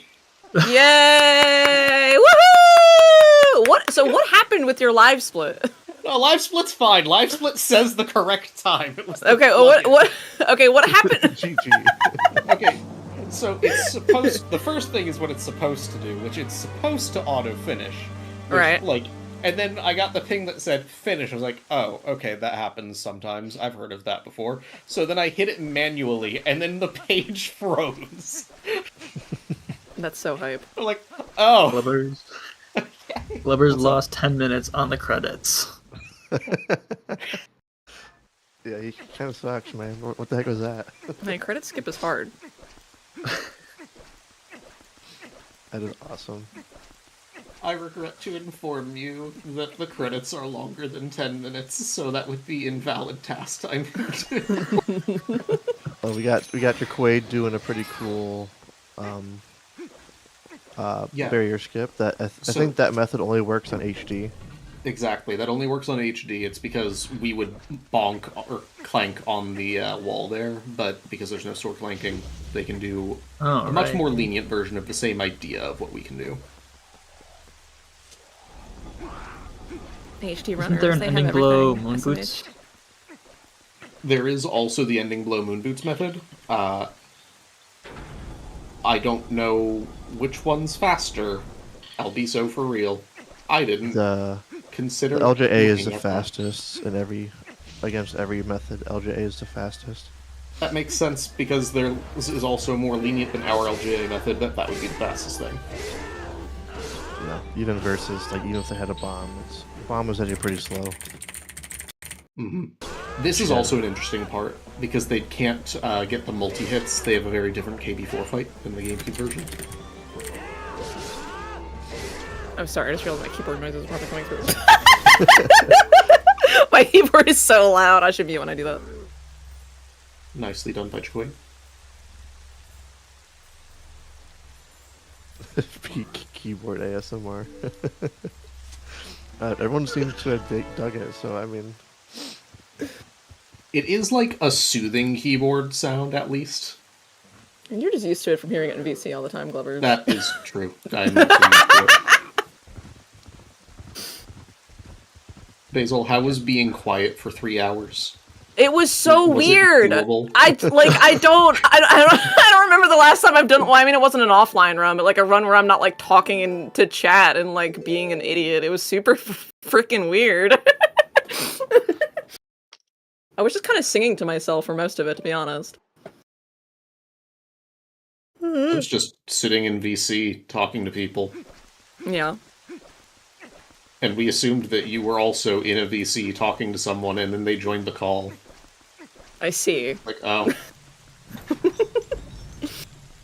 I mean, I guess I could have been. I didn't really think about that. I was just like, oh, race time. Smiley face.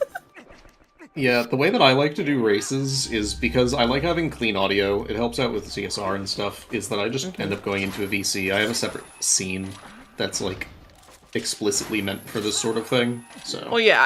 I made a scene specifically for restreaming this tourney, which I think looks pretty nice, and it doesn't have my mic audio on it at all. Yes, thank you to the commentators, the guy downstairs, and Claude Inc. Well, you know, Thank you until guys- yeah, seeing thank the you guys so much, capitalization, I didn't know if it was coming. Claude Inc. or Claw E Dink, as in like, your name is Claw E Dink. Well, no. The E stands Most people for got it thank right. you. It's Claudine.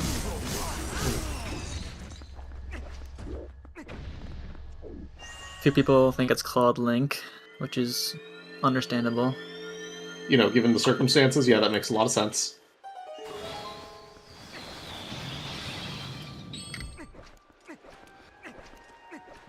yeah, Jaquade's just about done with Hyrule Castle, and then we got Hey, it's John in Palace.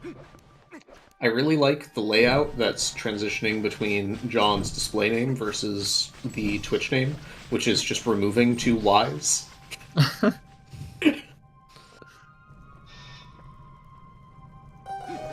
This is fantastic.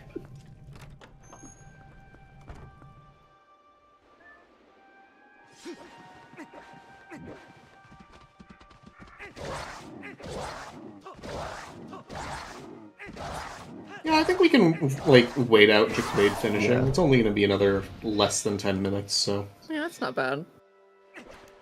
Yeah, I'm fine with that. It'll My give Hyrule Castle was such a mess. Newix and Badamja an easier time counting Zelda cycles because we're keeping track of all that for every single run, and it's been...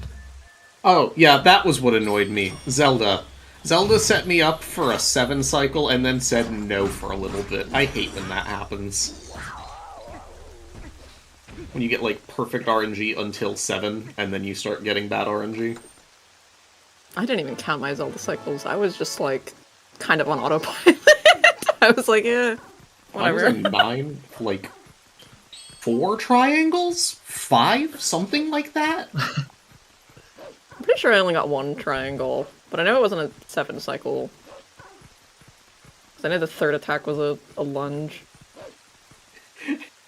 It's John. Oh yeah, a slight thing for Jacquade there. Transforming into Wolf with Quick Transform is slightly faster going from the one chest to the Giga Friends cutscene here. It auto-transforms you back into human. You don't actually have to sit through the other animation of going back into human. So it's only one transform animation, plus being able to Quick Transform, makes it a little bit faster. Does the ZSR channel even have the Giga Friends emote? And if not, why the heck not? Because I imagine the ZSR channel only really has Cat Jam if they have something. SMH. Cat Jam. Don't worry, I'll bother Trez constantly until he adds more 7TV emotes.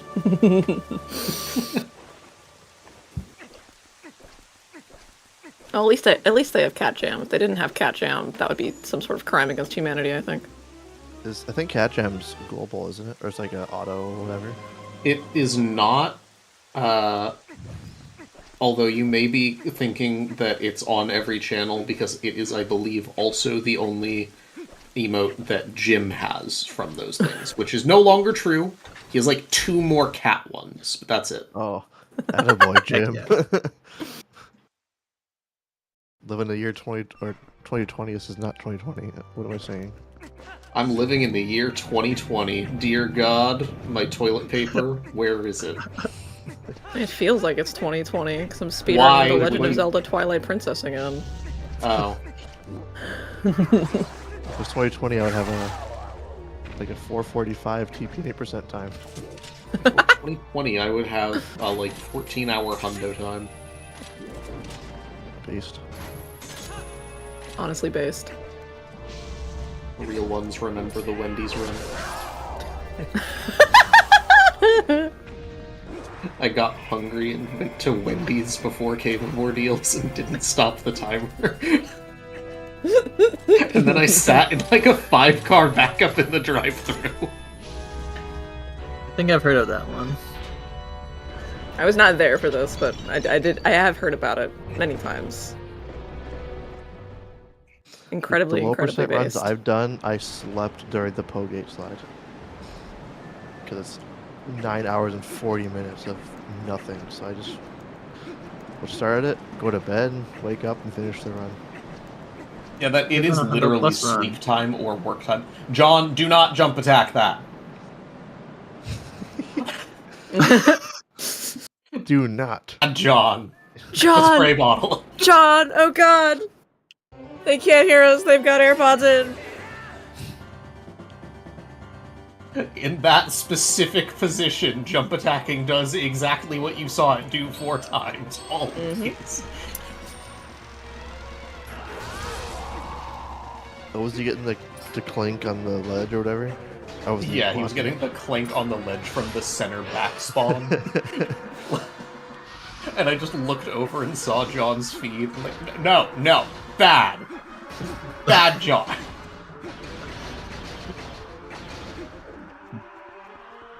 Oh yeah, dying on the fucking curtain was... I just swore. Sorry. Dying on the curtain was silly. Oh yeah, I saw that happen too. It wasn't a bad swear. Didn't Marco also game over in Palace at some point for some reason? Early platform room, yeah. Okay. He fell.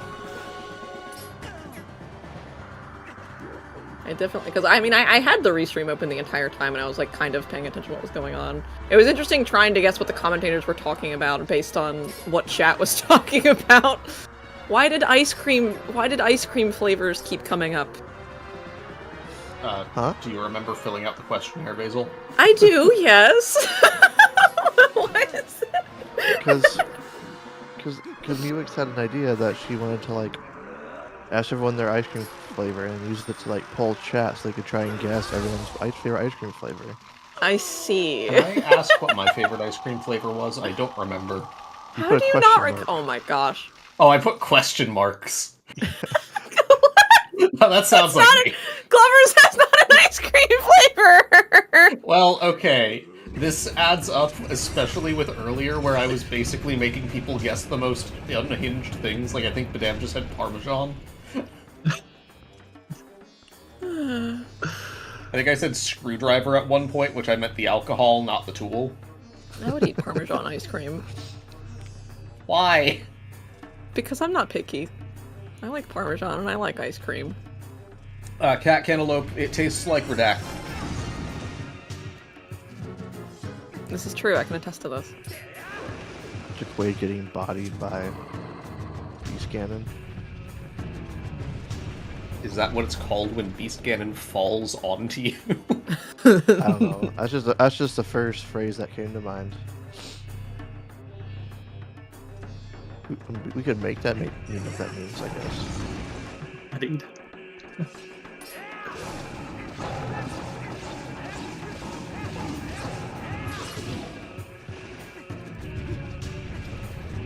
I can hear the email me chanting in my head. Did you get an email, Basil? Probably. Wait, I have so chat many engagement unread- question. I have so How many many unread emails do you have? I have 11,000. I think between all of my email accounts, it's something close to the 10,000 range. Oh, sorry, that's one of them. The other one is 26,000. I have 21,000.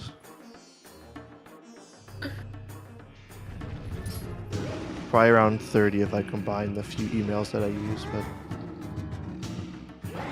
my biggest one is 21. Spam. If What do we you subtract mean, spam, Bacon? I mean, I get an email every week as a reminder to submit my timesheet. Does that count as spam or not? Because I don't read it, but like it is a good reminder to see the notification, you know? Yeah. I wouldn't count that as spam. Neither would I.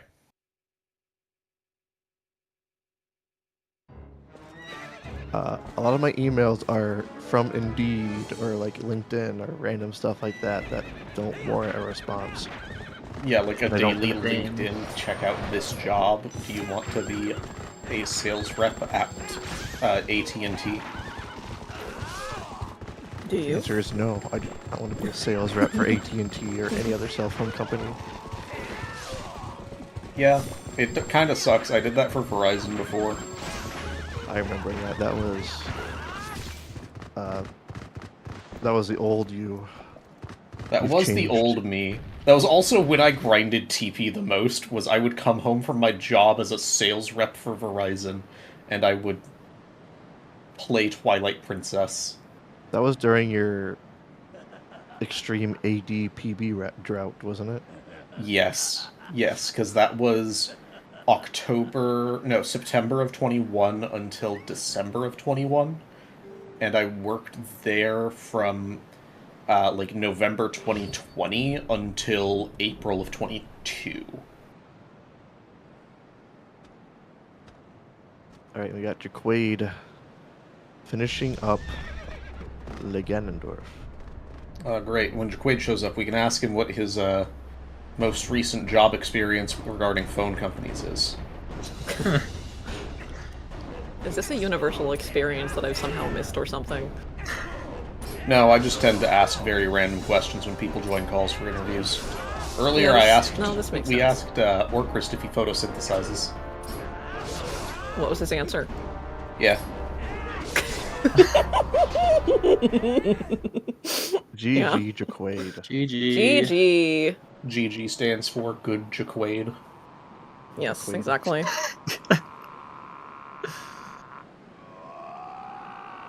God, HD textures look insane next to SD. Yeah, Jaquade, if you want to hop in for a post-run interview, feel free, but no rush, or not no rush, but no pressure. No rush. He shows up in like 4 days. Like, all right, I'm here for my interview, guys. Yo, what's up, Jaquade? Yo, Well, Jaquade, GG. that was one of the runs of all time, I think. Yeah, that's Yeah. how I felt about my run. That's how all of us seem to have felt about our runs. Did you die to Morpheal as well? No, I did not. Who died to Morpheal? Both Me and- Basil me and Glover. myself. Oh, Jesus. Although I died during phase 1, so it wasn't that bad, but I died on the Yes. final regrab. I was still just like, oh, man. Jaquade, what was that was a run about your run? Well, what I was going to say when I got in here is at least I know what I need to practice, which is the entire run. Yeah. Felt. There were at least a couple segments in there that were somewhat acceptable, but almost everything was terrible. I think in particular, y'all probably saw me doing, I'm not sure if I was on screen, but y'all probably saw me doing a Rolfo skip for 4 minutes. Or over 4 minutes, I think. I don't think Oh I my did see goodness. that one, actually. Oh, okay. That's unfortunate, though. Yeah. Yeah, I would have at that's least the gotten a route 3PCC, PB, right? but... Huh? That's the 3PCC, right? Yeah, I was attempting to do it. I eventually got it. It only took like 4.5 minutes. Po Gate Skip was cool, though. It was nice to see that done. Yeah, I think like I may have... On that alone, I probably broke even with getting shield attack and doing like the epic spinner room movement. So that was nice. Boney and Clyde are certainly characters, so I'm not surprised. Yeah, I loved how I was like... I had this segment going, it was like actually pretty good, and then I threw the pot at myself, and then like, it's like, well, I guess I shouldn't do Death Sword Skip at this point. And then I tried to do the ball and chain strat, emphasis on tried. So, lost a lot of time there. I miss Yeah. Boney and Clyde. I don't actually. I don't know why I just said that. That's a psychotic thing to say. This is the second time I've heard that phrase today, and that is wild. The other person was Damja. I miss It's just it, like- conceptually. Like I missed like when I learned Pogate skip like back before display. It was like 2 weeks 2 weeks later displacement clips were found. Like I was I didn't have them for very long. Like I never had a PB with Boney and Clyde Pogate skip in it, and I was like, man. Jaquade, so as Pool 2 number 5, that means that your next match is currently undecided. Oh yes, I'm sure it's very undecided. I definitely You don't will know be who it is. facing Pool 2 number 6, whoever Oh. comes out in number 6 in the current race between Hey don't- It's John and no one else. Wait, hold on, really? Yeah, that is what maybe this John's- says. Maybe John's first- alter ego Dave will win. I don't know. hilarious. We discussed this It is- earlier, right? The 5th game on the Redemption Bracket That is Round awesome. 1 list. Pool 2 number 5 versus Pool 2 number 6. Yeah, so I kind of went into this run knowing that I was gonna, no matter what happened, be in that exact game, whether it was finishing 5th or 6th. So I kind of was like, let's see if I can maybe beat Bean's time from earlier today, or like get a route PB or something. And I was like on great pace to do that until Erolfo skip. So it's unfortunate. Very unfortunate for sure. We do, so like we mentioned earlier, we do have one of our last chance pools determined. So we'll probably try and get that scheduled as soon as we can. Our last two pools are not until later next week. Thursday, we have on Thursday and Saturday, I believe. So we'll probably end up holding off on brackets until the pools are all done. That way, all brackets start at the same time. Yeah, so what happens with the last chance bracket? Is that top two go out of the four? Top two go to main bracket, bottom two go to redemption. Yep. So it ended up being 20 and 20. Originally, it would have been 20 and 22, but obviously with Eggerson and Fino being out, then it just ends up being 2 even pools, but not that big of a deal. So, yeah, it looks like pool number 7 is one for next week, correct? Yeah, pool number 7 is on Thursday. And then pool number 1 is Saturday. So then for last chance bracket, that one that can be scheduled will be a match for first place going against whoever gets second in the race for pool 7. Where second place in that last chance bracket goes against Sparkle. Where the bottom two then go to, hold on. Number 3 goes against the winner of Jojo and Prince. And number 4 goes against a very undecided. Sorry, hold on. Last chance B, number 4, the bottom person of the redemption bracket that can be scheduled, will go against the winner of Jaquade and John. That one is technically there. This is getting complicated, but... Yeah, Nodding along like I understand. With the number of people who signed up, brackets sucked to make. I can tell with we were in VC for like 5 or 6 hours after the seeding race. And I think 2 of them were just trying to figure out how exactly we were going to format the pools. Because that was a real headache. Yeah. But we got there in the end, and I think most of them ended up being pretty like entertaining matchups. Like we had a couple upsets and close matches in general. So yeah, for sure. Yeah, well, this one was really close, right? There were like 3 people within, spread out by like a couple minutes. Yeah. Yeah. Pigeon pulled away after the 2 of us died at Eel. Is that correct? It was even close through arbiters. Like Pigeon was only barely ahead of you guys, or of you Glubbers out of Stallard. And then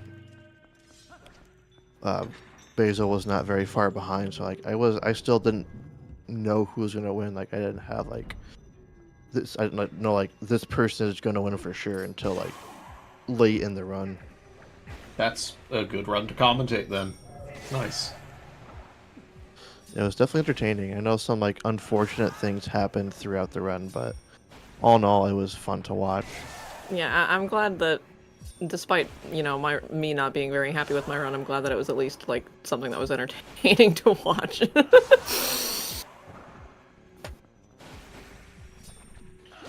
Yeah, but I think with that, we'll probably end up raiding out to John while he finishes his run. So if Bacon wants to come in and take it over. I don't know if I do want to. Okay, never mind. I guess we'll keep going. Okay. Yeah, I'm just gonna let you guys go for the rest of the night. That's fine. Okay. All right, I guess. I'm sure you guys could do it just fine. Anyways, thank you everyone so much for watching. We really appreciate it all. Again, our 2 commentators, the guy downstairs and Claude. I was about to call you Claude Link. I was gonna do it. Claude Inc. for commentating today.